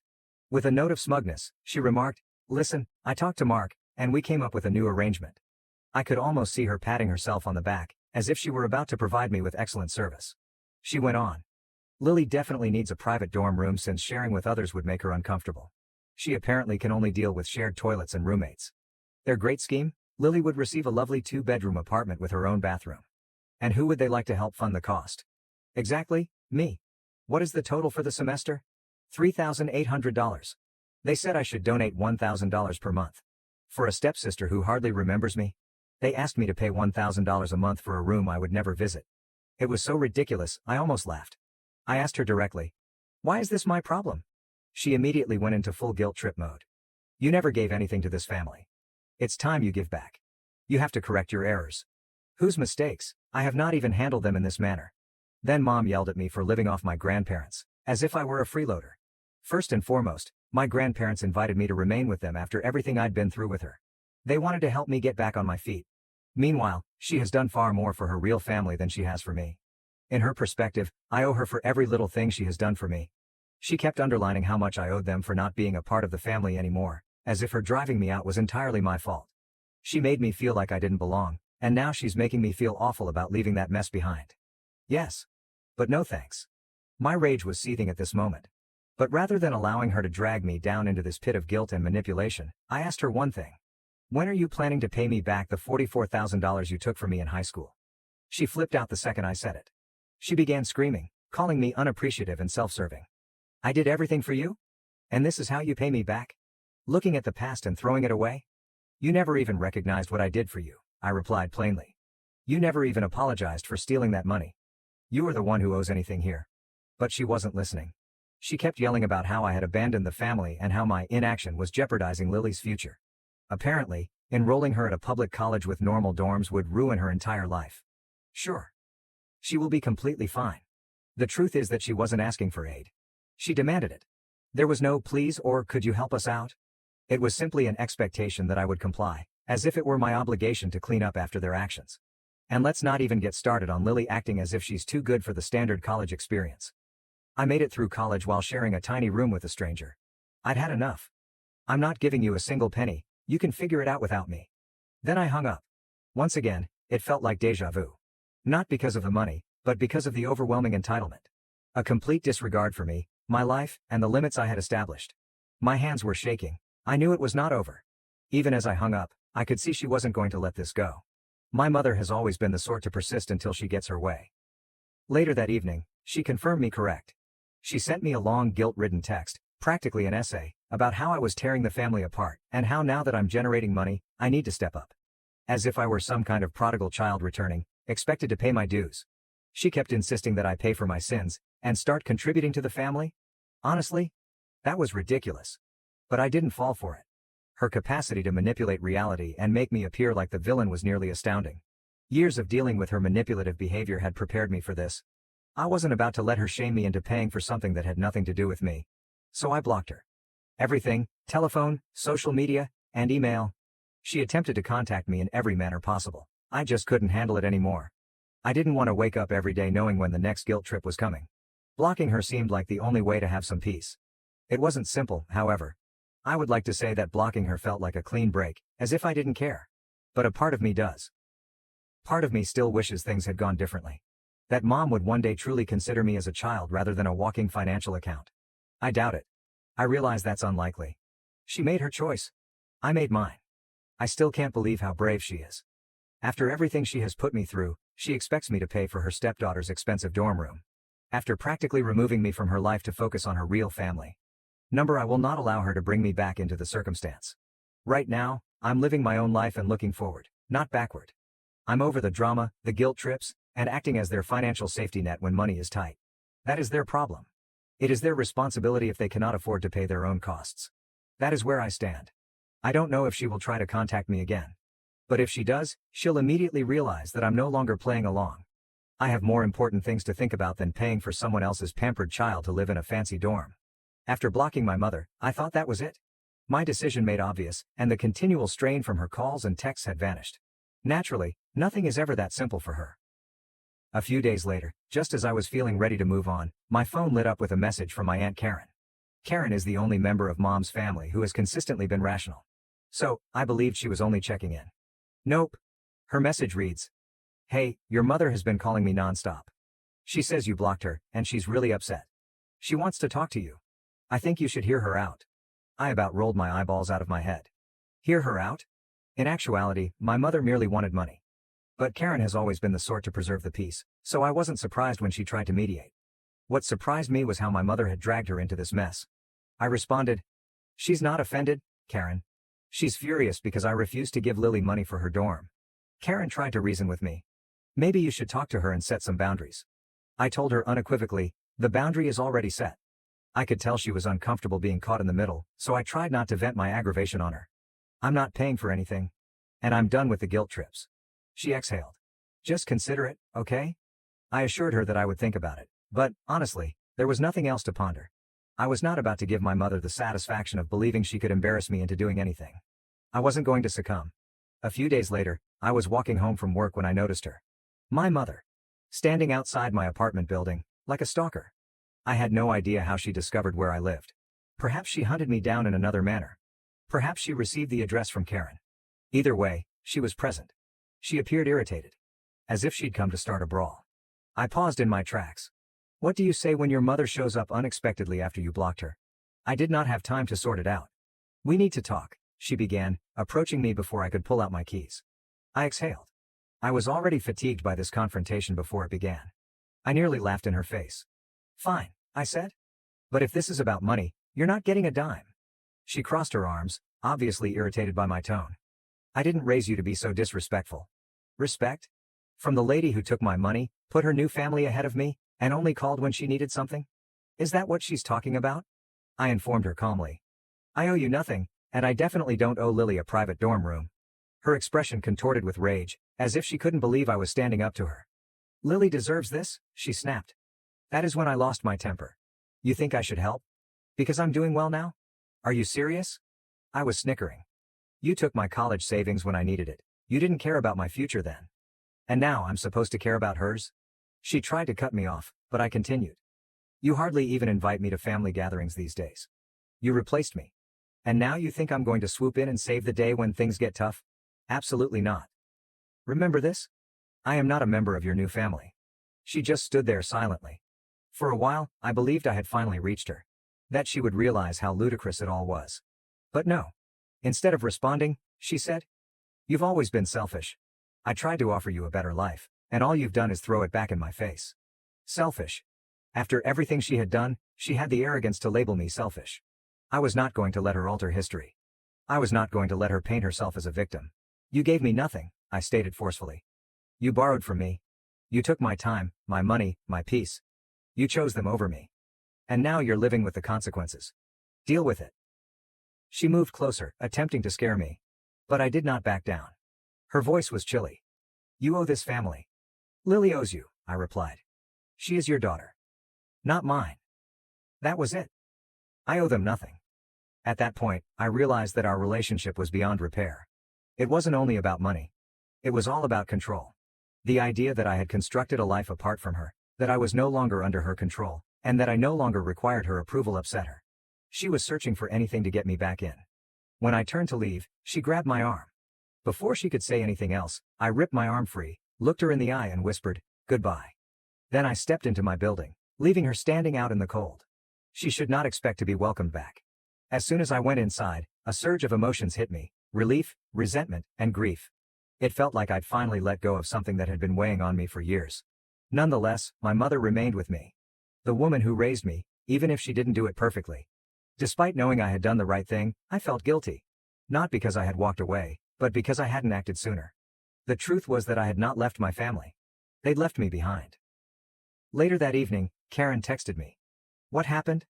I gave her the shortened version. She responded, stating she hoped we might work things out someday, even though she understood and disagreed with Mom's actions. I didn't have the heart to tell her the truth. I was done. That some huge reconciliation down the line was not going to occur. Instead, I simply said, "Thanks." And that was all. For the first time, I acknowledged that there was nothing left to fix. For the first time in my life, I had fully prioritized myself. It was not easy. But that was the correct decision. I believed it had finally ended. That my fight with my mother outside of my flat had resolved things. That I had made it obvious. I had no intention of giving in, and I would not pay for anything. At the time, I assumed we had just had our final major blowout. Wrong. Things are never easy when you have a mother like mine. Approximately a week later, I received a call from an unknown number. Normally, I ignore them. But for some reason, I chose to respond this time. When I heard the voice on the other end, I recognized it as Mark, my stepfather. I hadn't heard from him in years, so I assumed he was trying to settle things. He was equally enraged as my mother. He did not waste time greeting people or making small talk.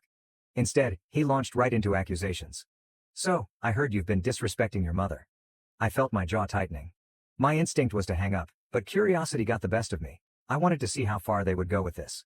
I kept my voice even and said, "I'm not disrespecting her, I'm simply not giving her money." He gave a sarcastic laugh. I could almost hear him roll his eyes. "You think this is about money? This is about family? Here we go again. You abandoned your family. And now you're neglecting Lily when she needs you." I could feel my patience slipping, but I kept my voice calm.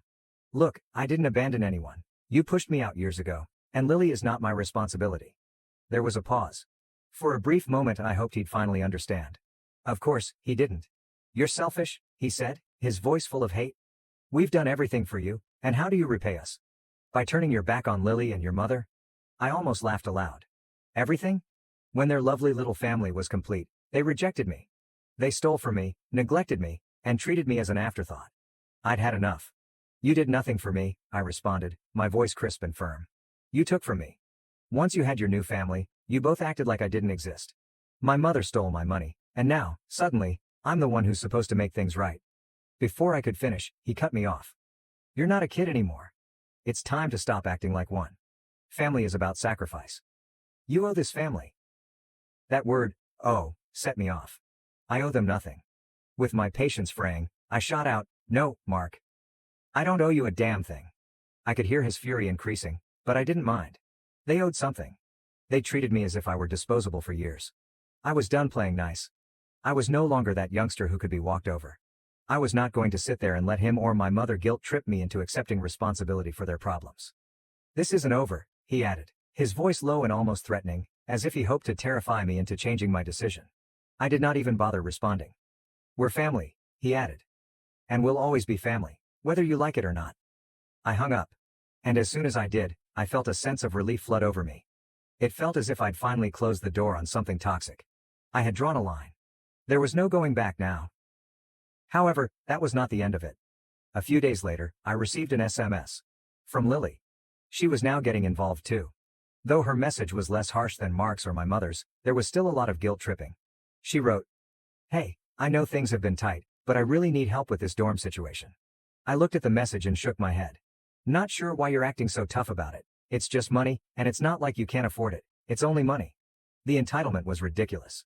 She believed I owed her something, as if I were some wealthy uncle who could afford to grant her every dream. For a time, I pondered responding. But, honestly, what was the point? They had never listened before. She was not going to listen now. They were all in their own little world, and I was the villain simply because I did not satisfy their standards. So I removed the message. I also blocked her. They were never going to view things my way. No matter what I did, they saw family as a one-way street. They took. They never gave. And when I refused to give, I suddenly became the terrible person. However, they were no longer my family. Not truly.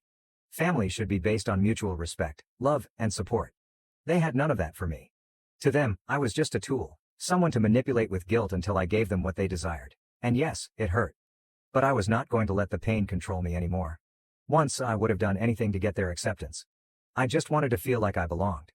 But the time has passed. I was no longer a desperate child. I'd created my own life. I did not need their approval. I did not need their approval.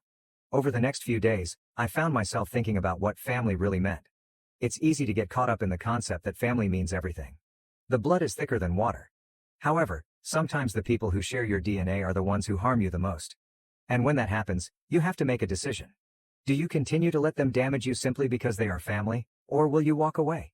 Even if it means severing ties with those who should love you unconditionally. I decided to walk away. And yeah, it was difficult. But that was the correct decision. I refused to allow them to pull me down any longer. That night, as I laid in bed, I experienced something I had not felt in a long time. Peace. For once, I wasn't awaiting the next phone call. The upcoming guilt trip. The next request for money. For the first time in years, I felt liberated. And to be honest, it felt fantastic. A few weeks passed without any further problems. I was working, going out with friends, and just living my life. For the first time in a long time, everything seemed normal. Then one day, after work, I discovered a note in my mailbox. There's no return address. Just my name on the front. At first, I considered tossing it. But something about it felt odd. So I opened it. And guess who it came from? My mother. But this wasn't a card. This is not an apology. Not even an ordinary letter. This was a legal notice. She actually attempted to take me to court.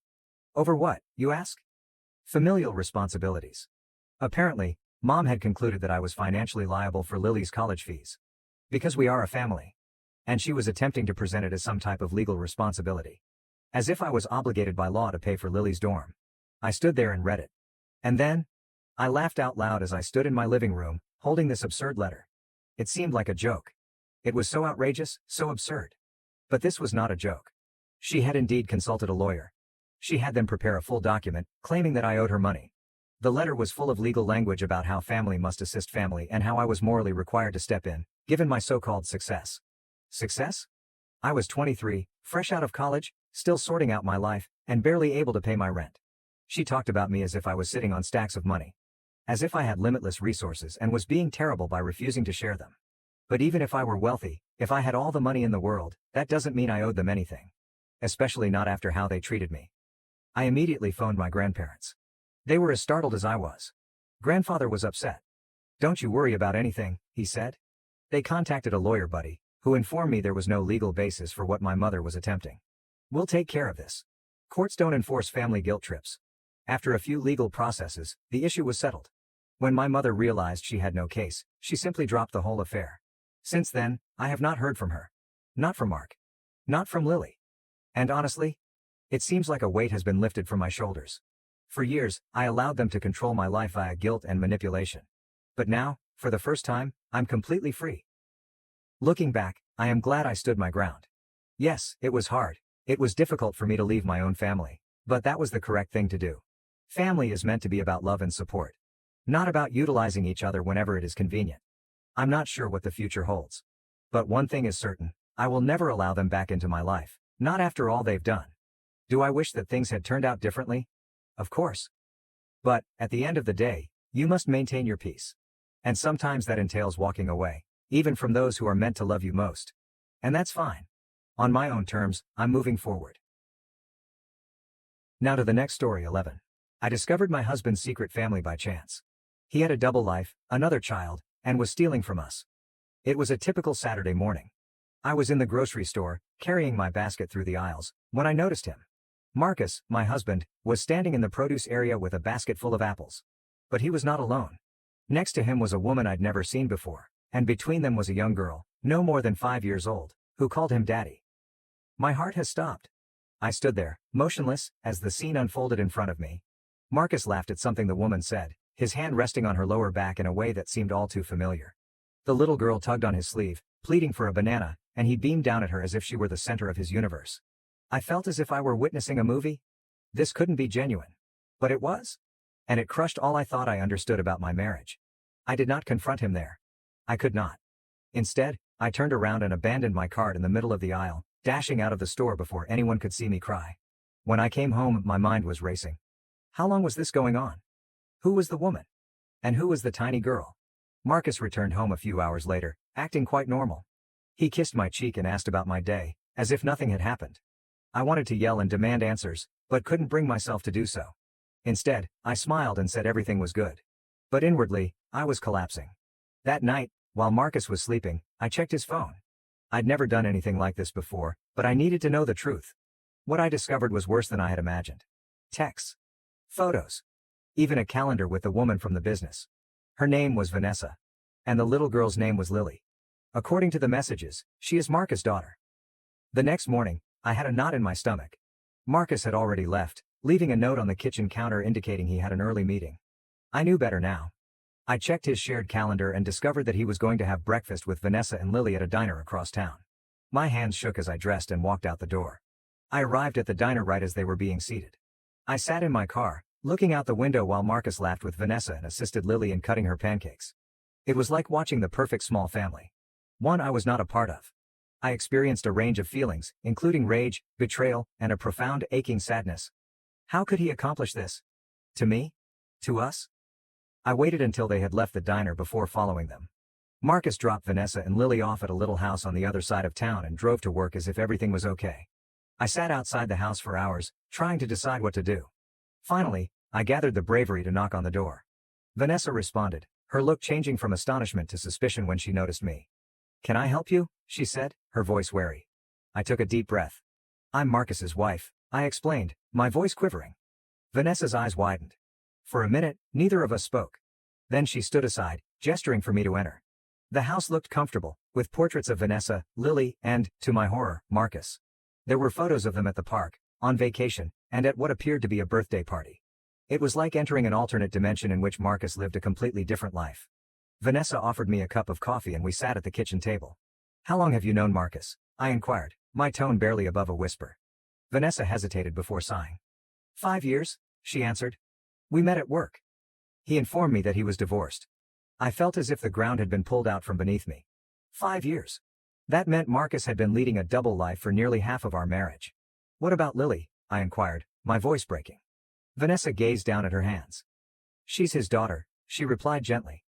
"He's been a part of her life since the day she was born." I wasn't sure what to say. My mind was racing as I tried to absorb what I had just learned. Marcus wasn't simply having an affair, he had an entire other family. He had been keeping his family from me for years. As I sat at Vanessa's kitchen table, my head was filled with questions. "Marcus, how had you kept this a secret for so long? How hadn't I noticed?" But before I could ask any further questions, Vanessa spoke again. "There's something else you should know," she replied, her tone cautious. She stood up and exited the room, returning moments later with a folder. Inside were legal documents such as custody agreements, child support payments, and even a will. My hand shook as I paged through them. According to the papers, Marcus had been financially supporting Vanessa and Lily for several years. He had even designated Lily as his beneficiary in the event of his death. "He told me you knew," Vanessa said, her voice filled with shame. "He said you two had an arrangement, that you were okay with it as long as he didn't bring it up around you." I felt a flash of rage. "That's a lie," I replied, my voice quivering. I had no idea any of this was happening. Vanessa appeared shocked. "I'm very sorry," she said. "I had no idea he was lying to both of us." We sat in silence for a long time, digesting the severity of Marcus' betrayal. Vanessa then said something that stopped me cold. "There's something else," she explained. "Marcus has been discussing leaving you. He stated that he wants to be with me and Lily full time. I felt like I had been hit in the stomach. Marcus wasn't only hiding a secret family. He intended to leave me for them. I wasn't sure what to do. Part of me wanted to face him, shout and cry for answers. But another part of me understood I had to be clever about this. If Marcus could lie to me for years, what else could he do? I chose to acquire proof. Over the next 3 weeks, I chronicled everything. Texts, images, and bank records. I even hired a private investigator to look further into Marcus's secret life. What I discovered was surprising. Marcus was not only helping Vanessa and Lily, but he was also transferring funds from our joint accounts into a hidden savings account in Vanessa's name. But the biggest surprise occurred when the investigator discovered something I had never imagined. Marcus has another child. A son. I live in a distant state with another woman. It turns out that Vanessa and Lily weren't his only secret family. Armed with all of the information, I decided to confront Marcus. I waited until he returned home from work one evening, his normal cheerful self, ignorant of the impending storm. I seated him down at the kitchen table with the packet of documents in front of him. "What's this?" he inquired, his tone light but his gaze watchful. "Open it," I murmured, my voice firm despite the rage building inside me. He stopped before flipping through the papers. His face turned pale when he understood what he was staring at. "Where did you get this?" he questioned, his voice raised. "I hired a private investigator," I said. "And I spoke to Vanessa. Marcus, I know everything. About her. About Lily. Regarding your son in another state. I know you've been stealing money from us. I know everything." Marcus looked at me, his expression a mix of shock and dread. For a little while, he said nothing. Then he began to explain, or rather, make excuses. "It's not what you think," he replied. "I never intended to hurt you. I got in over my head, and I had no idea how to get out. I didn't purchase it." "You didn't know how to get out," I repeated, my voice quivering with rage. "You have been lying to me for years, Marcus. You've been living a double, no, triple life and didn't think it would damage me?" He tried to apologize and beg for forgiveness, but I wasn't having it. "You don't get to apologize," I responded. "You can't act like a victim here. You made your decisions, and now you have to deal with the consequences." I informed him that I filed for divorce and that I intended to take everything he had. He tried to reason and persuade me to give him another chance, but I was done. I grabbed a bag and departed that night, staying with a friend while I planned my future actions. The following few weeks were a blur of legal battles and mental misery. Marcus fought me every step of the way, but the evidence proved overwhelming. In the end, I received the property, the majority of our savings, and complete custody of our children. Marcus was ordered to pay child support and alimony, but I knew it wouldn't be enough to compensate for what he had done. The divorce was finalized 6 months later, but the emotional scars took far longer to heal. Marcus attempted to stay in touch, stating that he wanted to be a part of our children's life, but I couldn't trust him. How could I? After all he had done. I set stringent boundaries, only allowing him supervised visits. Vanessa contacted me several times, apologizing for her role in the issue. She admitted that she had no idea Marcus was married when they first met, and by the time she found out, she was already in too deep. I didn't really blame her. Marcus lied to both of us. I focused on reconstructing my life. I returned to school and earned a degree in counseling so that I might help others in similar situations. It was therapeutic in a way, transforming my misery into something positive. My children were my rock throughout it all, and their tenacity and love gave me the fortitude to keep going. It's been 5 years since that day in the grocery store, and while the anguish hasn't totally subsided, it's become more manageable. I've learned to trust again, both in myself and in others. I've even started dating, but I'm taking things slowly. Marcus, on the other hand, has not done as well. His lies caught up with him, and he not only lost me, but also Vanessa and his other family members. He's now alone. And, while I feel terrible for him, I know it's a bed he made for himself. If there's one thing I've learned from this, it's that you have no control over what other people do, but you can control how you respond. I opted to turn my anguish into strength, and by doing so, I discovered a new sense of purpose. This event taught me that life is unpredictable, and even those you trust the most can betray you in ways you never expected. But it also demonstrated how strong I am. How resilient we can all be when confronted with adversity. If you've ever been through something similar, please share your experience in the comments. How did you manage it? And next to story 12. My stepmother had hidden my late father's will, stealing my inheritance. Now that she came begging for help, I refused. My name is Lily Andrews, and I am 28 years old. My stepmother and younger sister Rachel and I live in the house that my late father bequeathed to us. My life has never been easy in our family, but I've always tried to sort things out for the sake of peace. That night, everything changed. It was a large party. My stepmother, Gloria, enjoys arranging these costly occasions, despite her constant complaints about money. Guests pack the home, laughing, drinking, and flaunting their pricey outfits. I remain to myself, standing near the kitchen and avoiding the spotlight, like I normally do. Then something happened. Rachel, my 24-year-old sister, stood in the center of the living room, her voice loud enough to pique everyone's interest. "Oh, Lily is here? Look at her, always hiding in the shadows, as if she doesn't belong." Her words sliced into me like a knife. Some attendees laughed uneasily, unsure how to respond. My face flushed with shame, but I did not answer. Rachel understood how much I disliked confrontations. Gloria joined in before I could slip away. "Well, maybe Lily doesn't belong here after all," she joked. "She doesn't contribute to anything important around here, unlike Rachel." Gloria smiled at the audience, as if her comments were a joke. However, they weren't. I wanted to yell and protect myself, but I remained silent. No one knew I'd been surreptitiously paying Rachel's college tuition for the past 2 years. She wouldn't have had her expensive degree without me, and now she's disrespecting me in front of everyone. After the party, I returned to my room, hoping for some peace and quiet. But Gloria wasn't finished with me yet. She stormed in, her tone rough and cold. "You should pack your belongings and leave, Lily. This isn't your house anymore. You're just taking up space." I stood there, frozen. How could she say that? My father left the house to me. But Gloria had always acted as if she owned everything, and Rachel took her lead. For the first time in years, I did not fight or cry. I just looked at her and replied, "Fine, I'll leave." But in my heart, I knew it wasn't over. They were unaware of the sacrifices I had made for them. They had no idea that their remarks were pushing me to the point of no return, and they had no idea what I was going to do next. My mind raced as I packed my things. Every memory of Gloria and Rachel's mistreatment played back in my mind. The sarcastic remarks, the frequent comparisons, and the way they always took me for granted. As I closed up my luggage, I felt the weight of years of quiet sorrow lifted from my shoulders. This house might have been my father's gift to me, but it had become a prison. It was no longer a home. Before leaving, I went into my room and got the folder I'd concealed in the back of my closet. Inside were all of Rachel's college tuition receipts, proving all I had done for her. I was not going to let her forget it. As I approached the front door with my bag, Gloria and Rachel were seated in the living room, sipping wine and joking as if nothing had occurred.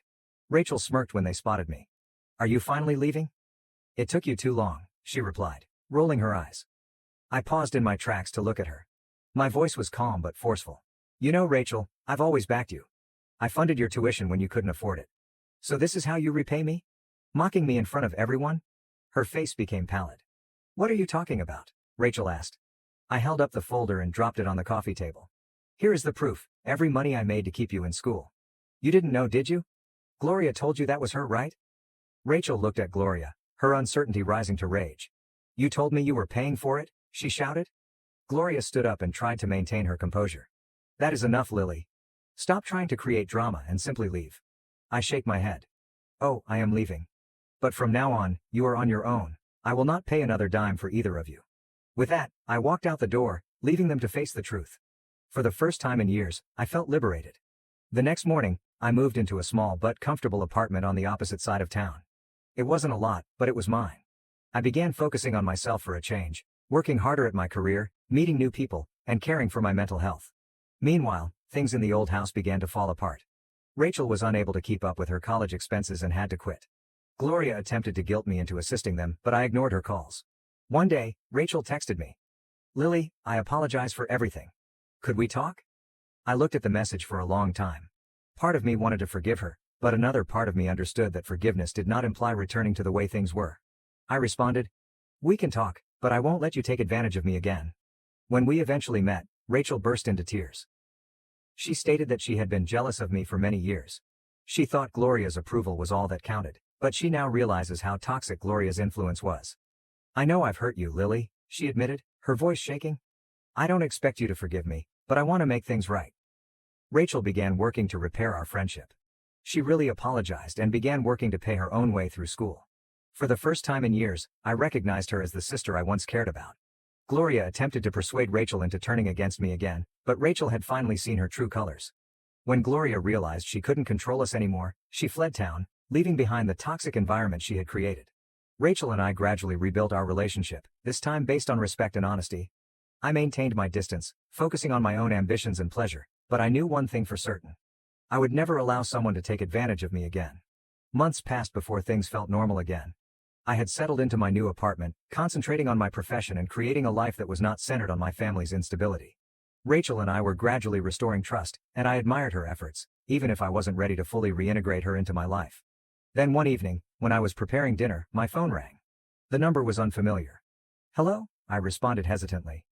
Is this Lily Andrews? A forceful voice said. Yes. Who is this? This is Margaret Gray with Greenfield Law Offices. I'm calling about your late father's estate. My heart skips a beat. Estate? I thought everything was settled years ago. Margaret hesitated. Not everything. A situation involving your father's will has lately come to light. Would you be available to meet tomorrow? I agreed, but I couldn't shake the impression that this call was about more than paperwork. The next day, I sat in Margaret's office, nervous. She handed me a bundle of documents, her face stern. Lily, your father left a second will, which was only recently discovered. Margaret's comments caused my heart to pound. This will override the previous one and includes a significant inheritance, a trust fund intended for you. My thoughts raced. A trust fund? Why didn't this come up before? It was deliberately hidden, Margaret explained. We suspect Gloria hid it by claiming ignorance when the estate was first split. She probably didn't want you to use the money. I felt both angry and relieved. My stepmother had stolen from me, but now I had the opportunity to reclaim what was rightfully mine. Can I access it now? I asked. Yes, Margaret replied with a smile. And I believe you'll find the sum substantial. Your father wanted you to be financially secure. When I saw the numbers, my jaw sank. The trust fund had more than $500,000. The trust fund became widely known, and Gloria soon returned. She arrived unannounced at my apartment, looking untidy and desperate. Lily, we need to talk, she continued, her voice quivering.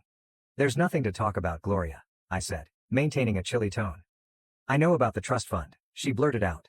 You don't understand how hard things have been for Rachel and me. We need help. I looked at her incredulously. You mean the same Rachel you duped into turning against me? The same Rachel who is finally learning to stand on her own without your toxic influence. Gloria's face flushed hot. I tried to safeguard this family. Everything I did was for Rachel's future. No, I replied firmly. You did everything for yourself. And you know what? I'm finished cleaning up your mess. Later that week, Rachel called me in tears. Gloria is furious with me, she continued. She thinks I betrayed her because I won't ask you for money. What do you want me to do, Rachel? I asked. Nothing, she said, her voice steady. I simply wanted to let you know that I am done with her. I'm moving out and starting a job. I do not want to be like her anymore. Her words astonished me. Rachel had finally accepted responsibility for her life. For the first time, I had a glimmer of optimism for our relationship. With Gloria out of my life, I focused on building a future I could be proud of. I used a portion of the trust fund to start my own business, which I had been dreaming about for years. It wasn't easy, but it was mine, and it gave me a sense of purpose that I hadn't experienced before. Rachel and I stayed in touch and met for coffee or supper on occasion. She was becoming a better version of herself, and I was proud of her. Gloria, I heard, left to another city, leaving behind the damage she caused. I did not feel sorry for her. She had reaped what she sowed. Looking back, I understand that being kicked out of my own home was the finest thing that could have happened to me. It encouraged me to stand up for myself and stop allowing others to take advantage of my goodwill. Now, I live a life full of peace, purpose, and the assurance that I am finally free of my stepmother's toxic control. Rachel is finally learning how to stand on her own 2 feet. And perhaps, just maybe, we'll be able to reconnect as sisters again. So next to story 13. My husband left our kids home alone but denies it, even after footage showed a woman visiting. He still refuses to admit the truth. My husband is 43 and I'm 31. We've been married for 7 years and have a 5-year-old and a 9-month-old. My husband left our children alone and he refuses to admit to it or tell me where he was. I'm furious, enraged, and my husband keeps telling me I'm making a big deal about nothing. This just happened this weekend. I am on the board of directors for a local nonprofit organization. I had to attend an event for that organization this past Saturday, and I was gone for most of the day. My husband was supposed to be home with our kids. I texted him a few times and he responded. When I called around midday he didn't respond, but that's not very unusual. Shortly after that, I got a call from my mom. She said my son had just called her and when she asked him what he and his sister were doing, he said they were both watching TV. When she asked where their dad was, he said his dad wasn't there. My mom asked him several other questions and from my son's responses she believed he was telling the truth and that my husband wasn't there and that there was no adult there at all. She said he didn't seem scared to be alone or worried about where his dad was at. He just called her to chat. He has a tablet designed for children, with pre-programmed contacts that he can call. It's only a few people, just family members. I left the event immediately and began texting and calling my husband repeatedly. He didn't respond to my first several attempts. It took him about 10 minutes, I was halfway home at that point, to respond. I was so confused, so worried, really mad, and I asked him where he was. He said he was at home. I told him our son had just told his grandmother that he was home alone with his baby sister watching TV about 15 minutes ago. My husband denied it and I told him I was too upset to talk and drive. When I got home, I checked on the kids right away and they were both fine. I asked my husband again, where was he? He said he was home the entire time. He didn't know what our son was talking about, but he must have just been confused since he had gone to the basement to do some laundry. I ran down to the basement. It was the same load of laundry I'd thrown in the dryer the night before. He didn't do any laundry when I was gone. I asked my husband why my son would be confused about whether his dad was home or not. Where in our home would he have gone and for how long for our son to think his dad wasn't home? That doesn't make sense with a 5-year-old and a 9-month-old. You wouldn't leave them unattended that long. Why was he nowhere to be found when my mom asked my son to go check certain areas of the house? I begged my husband to just admit it, to stop treating me like an idiot and to stop accusing our son of lying. Just tell me the truth, because being lied to right to my face is so incredibly maddening. He insists he was home, but he can't come up with any believable story of where he was at or what he was doing during that time. The way he answers me when I ask him about this and demands truthful answers is so dismissive. When I tell him, "You left our children alone," he quickly says, "No, I didn't, so anyway." He says I'm overreacting and letting our son's imagination drive me crazy. I am convinced he was gone. We don't have a Ring camera, but at least one of our neighbors does. I'm so upset about this that I'm tempted to ask our neighbor for the Ring footage. I had to go out to my car and scream and cry because I got so upset. Of course, I didn't want my kids to see my reaction. I can't put into words how upset I am about the fact that I know he must have really left them alone but have no proof and am being treated like I'm just a paranoid nutcase of a mother-woman by him. Comments. Comment 1. When my now ex did this, it was drugs. I didn't know about it. He told me months later when I found out that he often left at night and out the kids in the living room together, so if the house burned down at least they'd be together. My youngest was under a year. The oldest was 5. Don't stop asking questions. Oop. This gives me chills. Comment 2. I haven't seen it anywhere, but will admit I haven't looked super deeply, so I'll add this to you. This is not the first time your husband has left your children alone. Your son's reaction to grandma is proof enough of that. He was calm, completely unbothered by the fact that he and the baby were alone. He would not react like that the first time. Comment 3. As someone who was constantly left alone with her younger brother at such a young age, you are so right. Update. 4 days later. Last weekend my husband left our 5-year-old and 9-month-old home alone while I was gone and then refused to admit it or provide a plausible explanation. Since then, we had many arguments about it.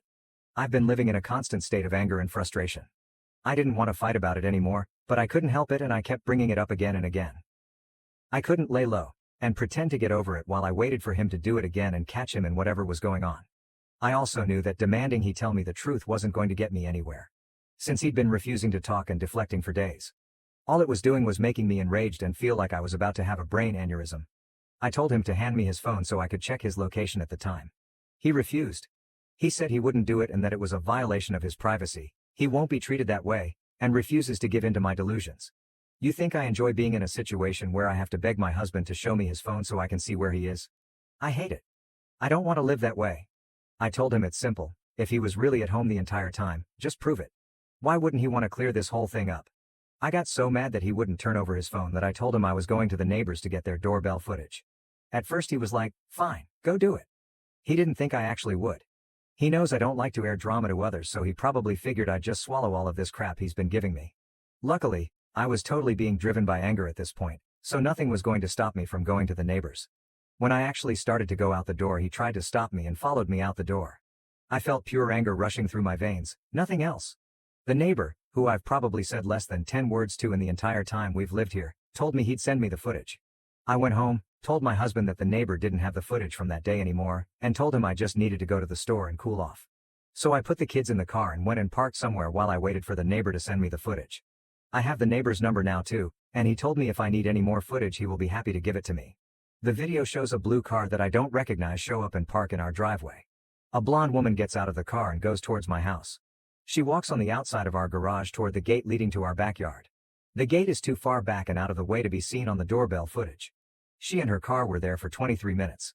Imagine that. The car leaves right around the time that my husband called me to say he was home and had been home the entire time, as I was rushing home in a panic and calling him on repeat. One of two possibilities as to where they went. She either came in through the side door of the house, which does provide direct access to the basement. Or, and what I think is more likely, is that they were in the backmost area of our yard, which is a gated pool area.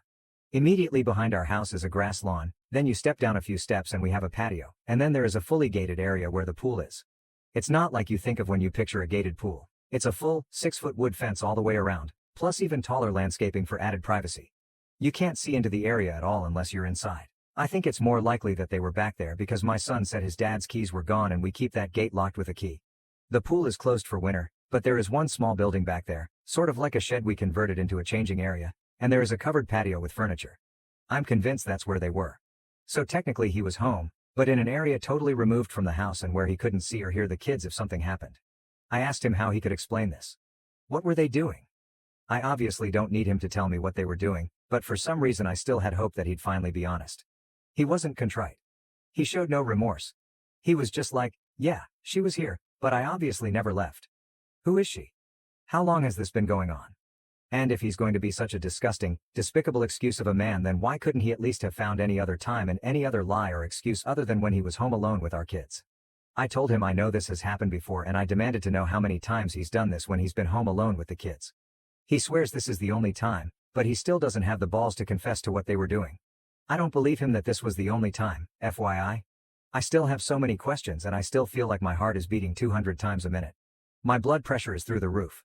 I've cried a lot, sobbed, begged for somebody to help me, yelled, screamed, ordered a bunch of books about divorce and custody. And you know what? The next day after our multiple explosive fights, him putting his hands on me, and me seeing the evidence, he acted like everything was totally normal and like none of that stuff ever happened. I woke up still seething, exhausted, broken, and he's acting like everything is totally normal.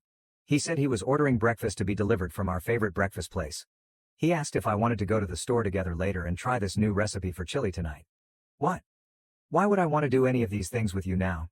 Absolutely no acknowledgement of anything he's done or what's transpired between us in the past few days.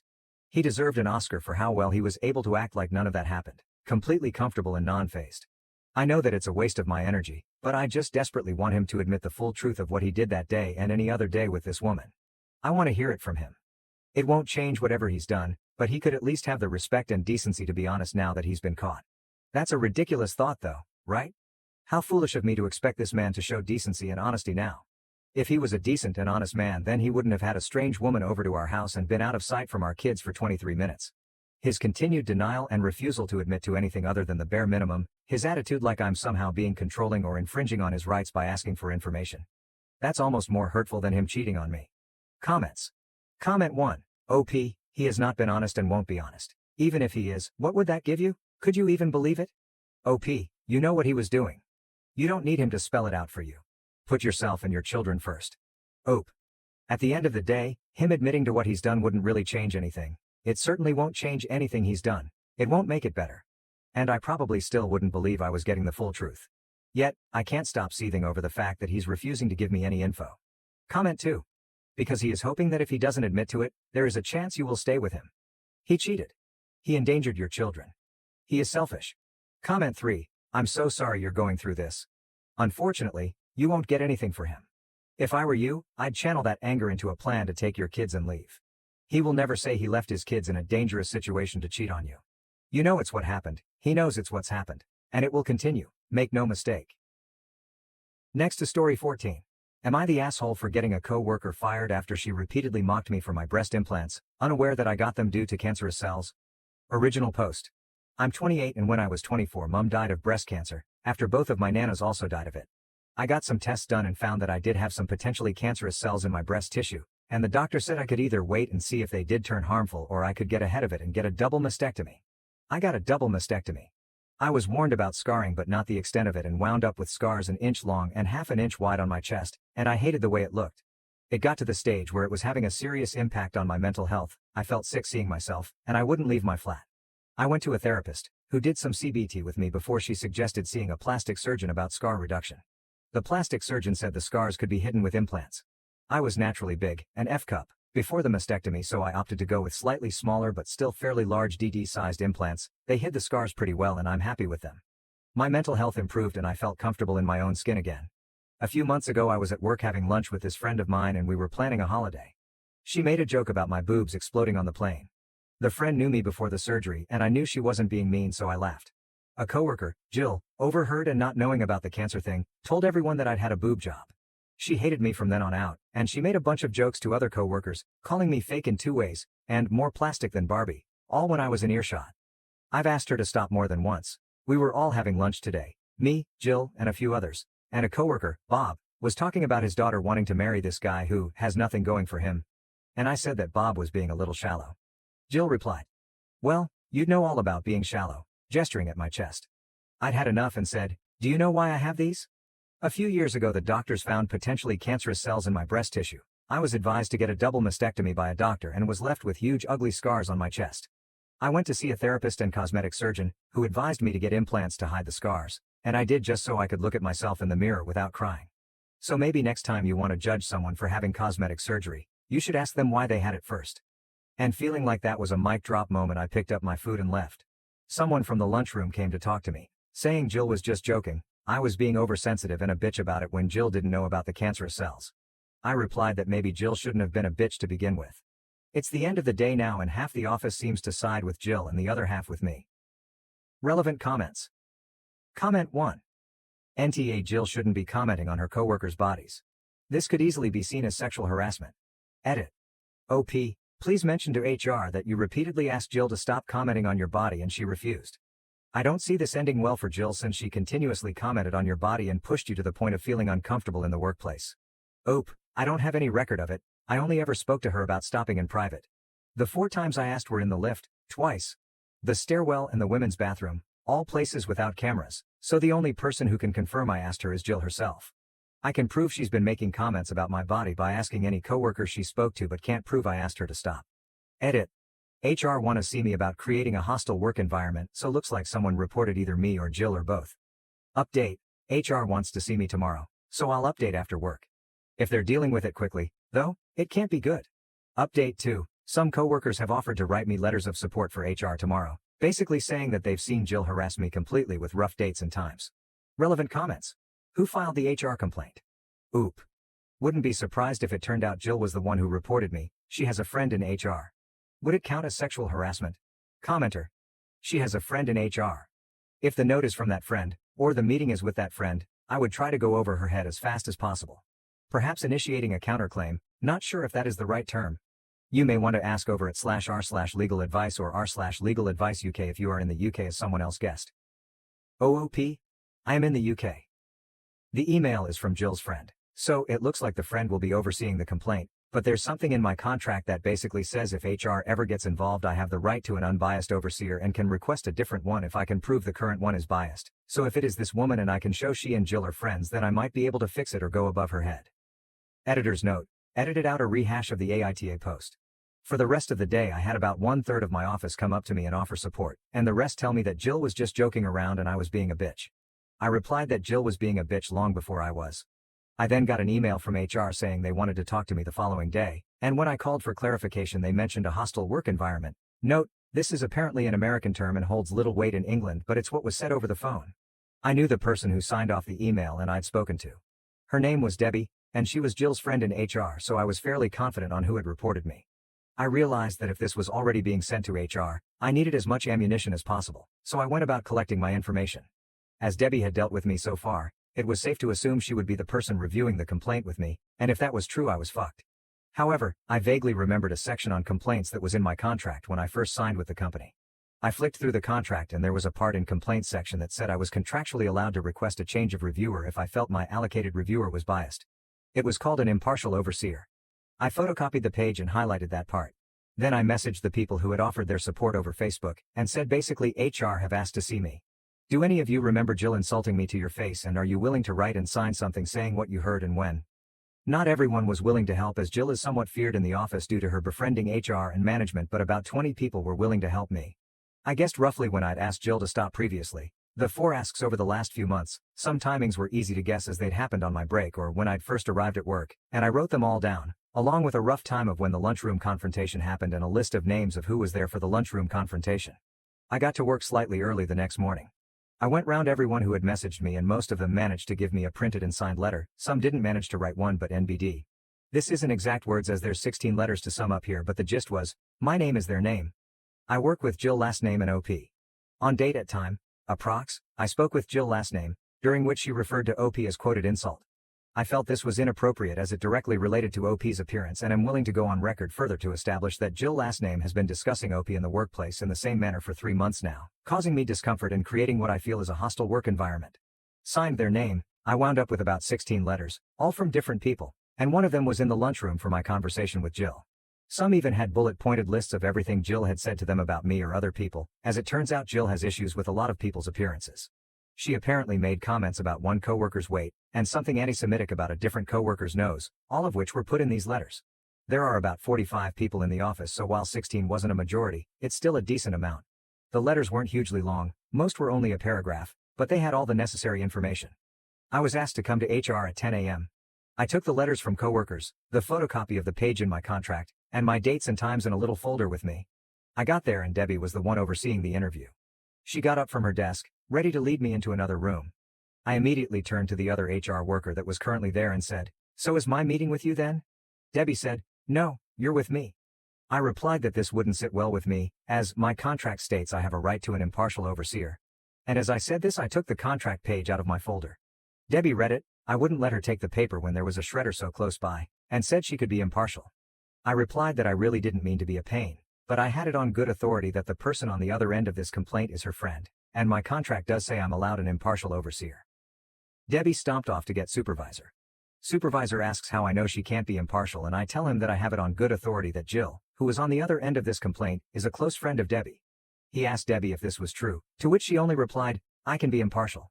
Supervisor took a deep breath, asked the other HR rep to come with him, and the four of us all went to review the complaint. I thanked them for being so accommodating. I was worried I'd annoyed them. Debbie took out the complaint and all three of them went through it with me. Debbie looked homicidal the whole time the interview was happening, as she had clearly anticipated firing me, or at least recommending me being fired. The interview went something like this. It took over half an hour and they kept asking me the same questions but phrased different ways, so this is a really drastically condensed version. Q. You said outside that you think Jill last name reported you. Why is this? A. Jill has had an issue with me for about 3 months now. Q. Why didn't you come to us when you realized Jill had an issue? A. I had no issue with her. Q. What issue does Jill have with you? A. 4 years ago a specialist identified potentially cancerous cells in my breast tissue. I had surgery to remove my breast tissue, thereby removing the cells and the risk. After the surgery I was left with large scars on my chest. I went to a therapist for low self-esteem and depression. The therapist suggested a plastic surgeon who suggested breast implants to cover my scars. All of this is in my medical history, which you have a copy of in my file and my full permission to review. Jill found out about my breast implants but didn't know about the cancer. Jill had a problem with my breast implants and decided to communicate this problem to our coworkers. Q. Why do you feel this is true? A. Here's 16 signed statements all from different coworkers, all testifying that Jill told the entire office I'd had breast implants on the day she found out and has since made comments about these implants frequently. They have quotes of what Jill said to them about it and rough dates and times. Q. Rough dates and times? A. No one knew this would be escalated to such an extent, so no one really took notes as and when it happened. Q. What event or events do you think directly led to this complaint of harassment? A. For me, harassment began when Jill told everyone about my breast implants without my consent, but as to the complaint placed against me, it would probably be what happened at about time yesterday in the lunchroom. Jill made a comment about me being shallow while gesturing to my breasts, and I replied by giving her an abridged version of my relevant medical history and ending with a comment about the importance of getting the full story. There are cameras in the lunchroom, so I'm sure you'll be able to find that conversation. I'll admit I could have handled the situation better, but after 3 months I felt I had to put my foot down. Here's a list of names of people who were also present. There were 6 people at the table, including myself and Jill. One of these people is also in those letters and has written their account of the conversation and signed it. Q. Had you had a conversation with Jill prior to this regarding her comments about you? A. Several, spaced out over the last 3 months. Each time I communicated to her that I felt uncomfortable and upset with these comments she was making and would appreciate it if she were to stop. Q. To your knowledge, was Jill made aware of your former cancer at any point in this time? A. Number. It wasn't mentioned in the conversation with my friend she overheard, and I didn't tell her because frankly it's none of her business, and I did not feel the need to detail my medical history to a coworker in order to avoid further sexual harassment. Supervisor stands up and says, "Well, I think we're done here." He shakes my hand and sends me back to my desk saying that I'd hear from them after they reviewed the evidence, letters, CCTV, medical history and anything they had already, and made a decision on the case. I got back to my desk, pulled up my CV, and prepared to start the job search again. About an hour goes by, then the person who wrote the letter and was there for the lunchroom conversation gets called for a meeting with HR. They come back 10ish minutes later. The other people who were also there for the lunchroom conversation get called one by one, except Jill. All of them are gone for about 10 minutes, then come back, find a coworker, and say that HR wants to see them. Then the people who wrote letters but weren't there yesterday are also called one by one and are each gone for about 10 minutes each, some longer, some shorter. By about 3:30 it looks like everyone who wrote a letter or was there in the lunchroom has been interviewed. Then, finally, Jill gets called in. She's gone for about 30 minutes and comes back fuming. She glares at me while I work, but I ignore her. 4:30ish, Jill gets called into HR again. 5 p.m. rolls around, everyone is either leaving or getting ready to leave, when Jill storms back into the office. She glares at me the whole time she packs up her desk. She then starts telling anyone who will listen that I got her fired before shoving her way onto the lift. An email comes in from HR. My case is closed. TLDR. Coworker harassed me over having implants, which I only got because I had cancerous cells. I called her out, she reported me to HR for calling her out. I got a bunch of people to write statements of all the times she harassed me and she got fired instead. Also, I've been told that isn't what a reverse Uno is, but I can't change it. Eat it. Just want to add that regardless of my reasons for getting implants, I still should not have been harassed over them. It just happened to be relevant here because it made Jill look like a real dick, which is probably why she reported me. Next to story 14. My girlfriend dumped me twice, the second time for another guy. Now she regrets it, but I won't take her back. Original post, January 27, 2025. I, 34 million, am struggling with whether I'm in the wrong for refusing to talk to my ex, Sarah, 29F, not her real name. There's a lot of history here, and I'll do my best to explain everything clearly. In mid-2022, I met Sarah at work, and we hit it off immediately. I fell for her quickly, and it didn't take long before we started dating. However, early in our relationship, Sarah broke up with me over something minor. To make matters worse, she made a scene in front of everyone at work. I was devastated but didn't want to leave my job at first. Eventually, I realized I still had feelings for her, and seeing her every day became too painful. That's when I decided to quit and find a new job.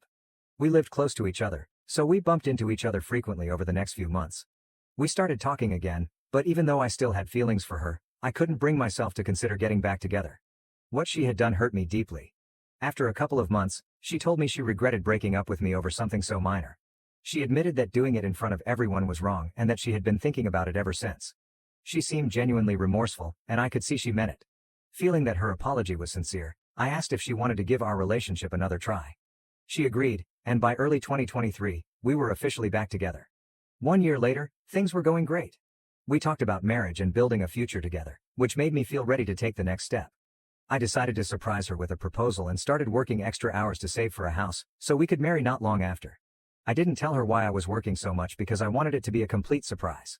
Then, out of nowhere, she asked for a break. I was blindsided, and when I asked why, she refused to explain. Around the same time, I noticed she had been talking nonstop about a new guy at her workplace. But suddenly, she stopped mentioning him altogether, which made me suspicious. Confused and hurt, I reached out to one of my close friends, Emily, not her real name, who, along with her boyfriend, still worked at the same place as Sarah. I vented to Emily about what was going on and asked if she knew anything. She said she didn't because she worked in a different department, but she promised to ask around. A few days later, Emily got back to me. She told me that Sarah had been feeling like I was distant lately, especially with me working extra hours and not going out much. Emily said some of Sarah's colleagues had been encouraging her to take a break, claiming I wasn't treating her well and wasn't as invested in the relationship. On top of that, they were trying to match her up with the new guy at work, saying they'd make a better pair. I told Emily about my plans to propose and buy a house for Sarah and me. That was the reason I'd been working so much. I wanted to surprise her with something big. After about 2 weeks, Sarah called me and asked to meet up. I agreed but told her up front that I needed an explanation for why she wanted a break before we could discuss anything else. She brought up how distant I had seemed, saying it made her feel like I wasn't as invested in the relationship anymore.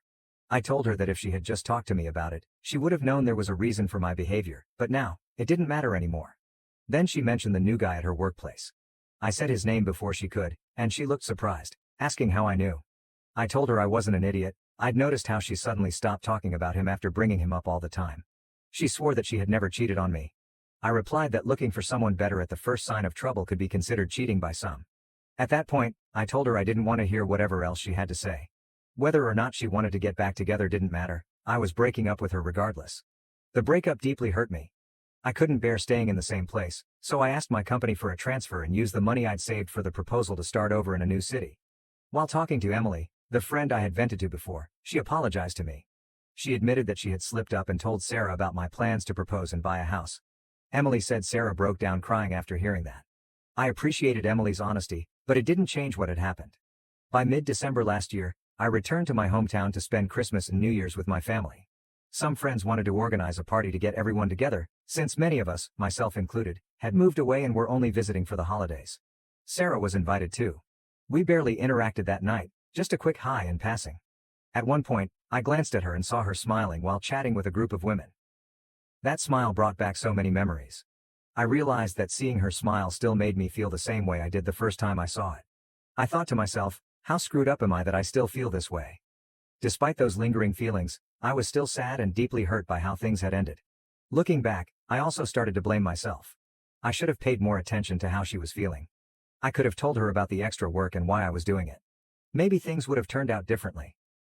Later that evening, one of my friends mentioned that Sarah's relationship with the guy from her work had only lasted a couple of months.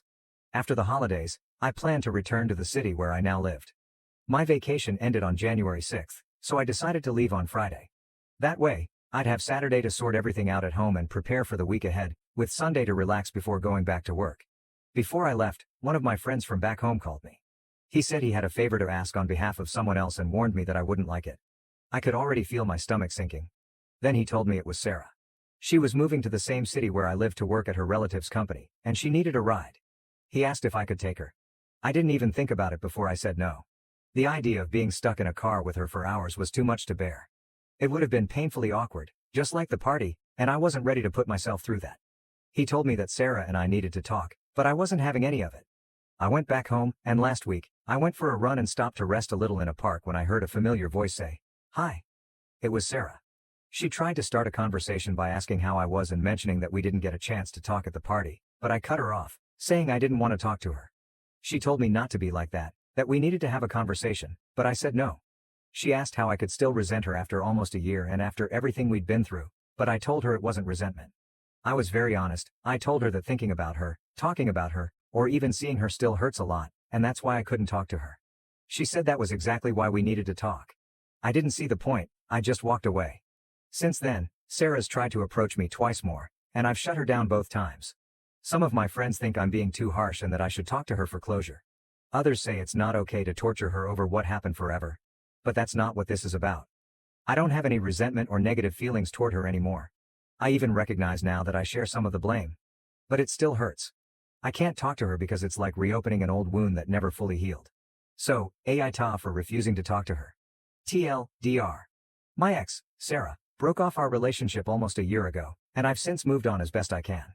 Recently, she's been trying to talk to me, but I told her I can't because it still hurts too much. Some friends think I'm being too harsh, but I don't resent her, I just don't want to reopen old wounds. ATA for refusing to talk to her. Additional information from OOP after reading comments. OP, thank you all for your advices.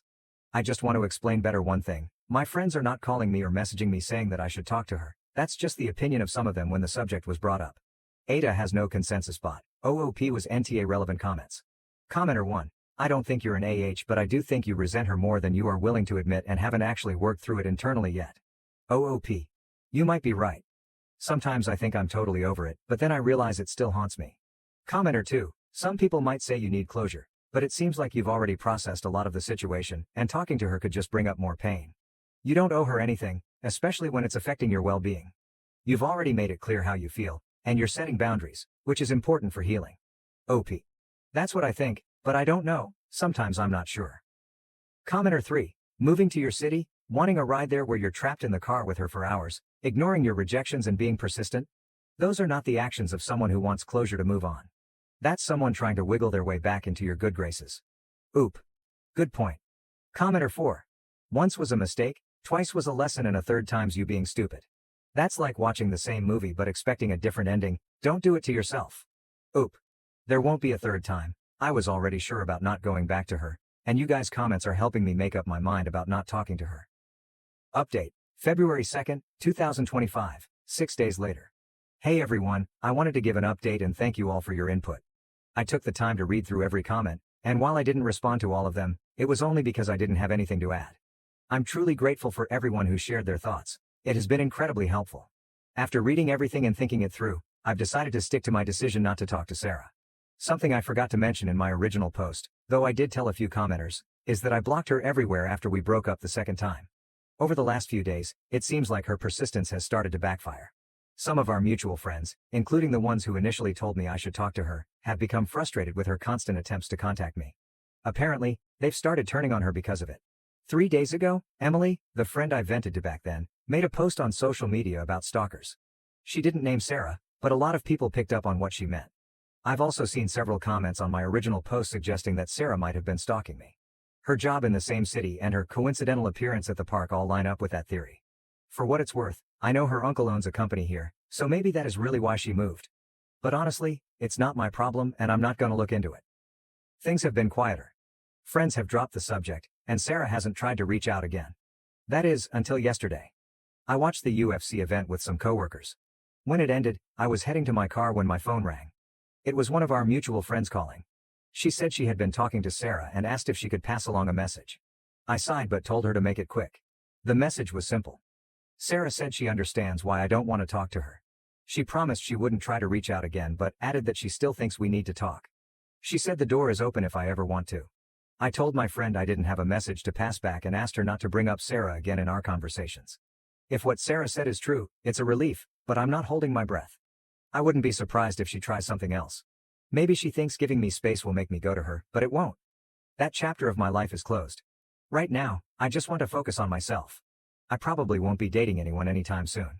If there is one thing I've learned, it's that I need to get to know people better before jumping into a relationship. I've also been thinking about how loosely I use the word friend. That is another part of my life I need to rethink. Some of the people I have called friends have proven they don't have my best interests at heart. A few people suggested therapy in the comments, and I'll admit, it is something I've been considering. For now, I'm giving myself time to heal on my own, but if I still don't feel right after a while, I will look into it. Thanks again to everyone who took the time to comment. Your advice has been a huge help in sorting all this out. Relevant comments. Commenter 1, good for you for sticking to your boundaries. It sounds like you're taking positive steps for yourself. OP, yes, just moving forward instead of thinking about the past. Commenter 2, it sounds like you are doing well and moving on. Keep focusing on yourself and enjoying what you have. If you feel you need counseling, do it when you are ready. Good luck, OOP. I think now people around me understand my situation and what I truly need. That will help a lot. Commenter 3, this is exactly why monkey branching is a terrible dating practice. It's cheating with extra steps, that's why she keeps pushing. She knows what she did, just like she knows what she lost. Yet, ironically, she's too naive to understand that even if y'all got back together, you don't look at her the same. That's totally understandable. Oop. You're right, it would not be the same. Commenter 4. Good for you with holding to your boundaries. The moment she wasn't getting the amount of attention she wanted, she sought out a coworker to monkey branch to. It was cheating. She wasn't remorseful as she began a relationship with that guy. All she wants now is to act like she didn't cheat on you and rekindle your relationship. She's already proven that she will cheat with whoever shows her attention. That's not someone to be in a relationship with. Have you not dated since the breakup? Personally, that helped me get over my ex-wife who cheated. It's been a year. There's someone special out there for you. Not every woman is like your ex.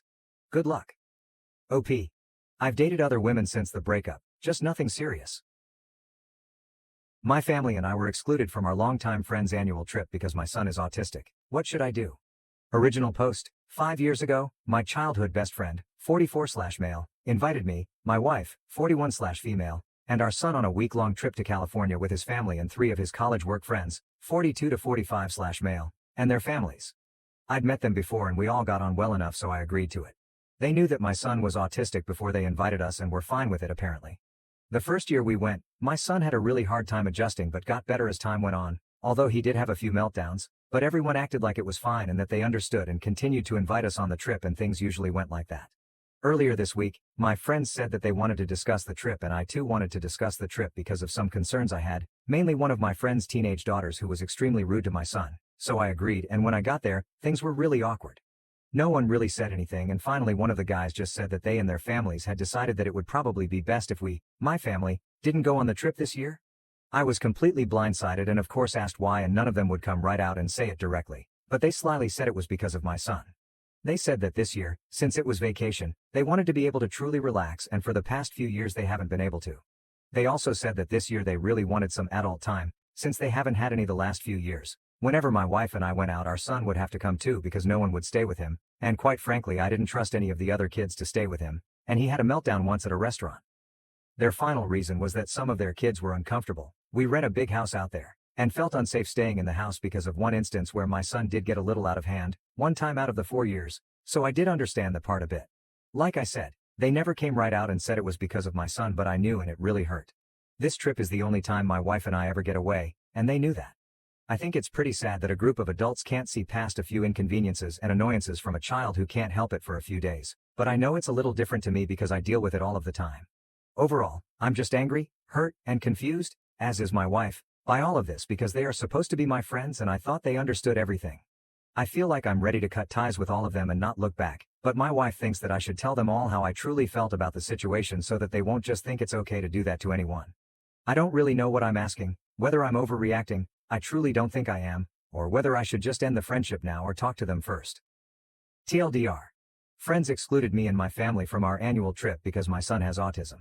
I just want to cut them off and be done with it, but my wife thinks I should talk to them and tell them just how unacceptable that is. Top comment. You have every right to feel hurt because we can't control the hands we're dealt. However, I'm inclined to say that your friends do have a valid point. An autistic child is a lot to deal with and not everyone is able to do it. Your point of view is people should accept him because he can't help it, because he's your child and you're used to it. Imagine it from the other point of view. They see it as a child who can randomly go off at any moment, whether he can help it or not. It doesn't matter if it's caused by a disease or just a hyperactive child. They see the potential meltdowns as uncomfortable and awkward. Pretend it wasn't your child. Pretend one of your friend's children has ADHD. His family wants to go on vacation because they're used to it and have learned to tune down his yelling. Would you want to go out with him constantly yelling and making people uncomfortable? Could your friends have been more straightforward in their approach? Yes. At the end of the day, they did a cost-benefit analysis and figured it was better to have peace of mind for their kids and them and decided to cut you. I recommend planning a vacation with your son. There's no reason why y'all can't have a great time as a family somewhere. Update. After thinking hard about it, I decided that I would talk to my friends about everything that happened. We decided to meet again and talk it out. They said that they understood why I was hurt, but weren't even planning on budging in anyway. There was no hesitation this time, and one of them, the one with the rude daughter, told me straight out that being around my son was way too stressful and risky, and that this year they refused to constantly walk on eggshells and put their kids at risk for my family's sake. We were never the closest, but I still thought we were friendly enough acquaintances to be respectful to one another, but I guess not, and in the moment we did get into a bit of heated argument and basically nothing got resolved, but my childhood friend did tell me that he doesn't want this to end our friendship and that maybe next year we could all work something out, but quite frankly, I don't really want to go on a trip with any of them and I left. My wife, when I got home, was happy that I'd talked to them but upset that I even considered trying to come up with a solution to go on a trip where we would not even be wanted, which I understand. As far as my friendship with those guys, I'm not sure where it stands, and if we don't talk in the future it won't bother me too bad since they feel the way they do. I know that a lot of people disagree with me, but if you can't accept my child, then you can't accept me, especially when he's so dependent on me. I am a little disappointed because I thought we were all friends, but maybe it's for the best.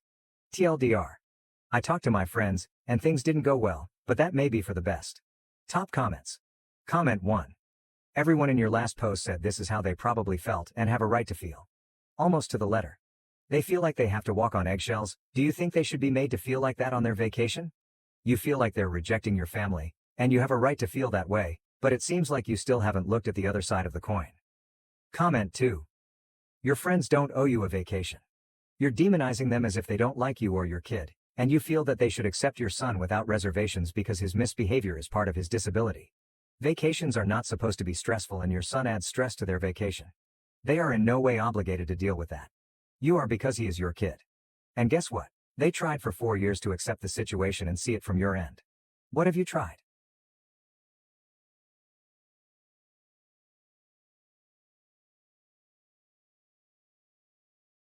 Thank you for watching. If you haven't subscribed yet, please do so and hit the notification bell to stay updated with more shocking real-life stories happening around you.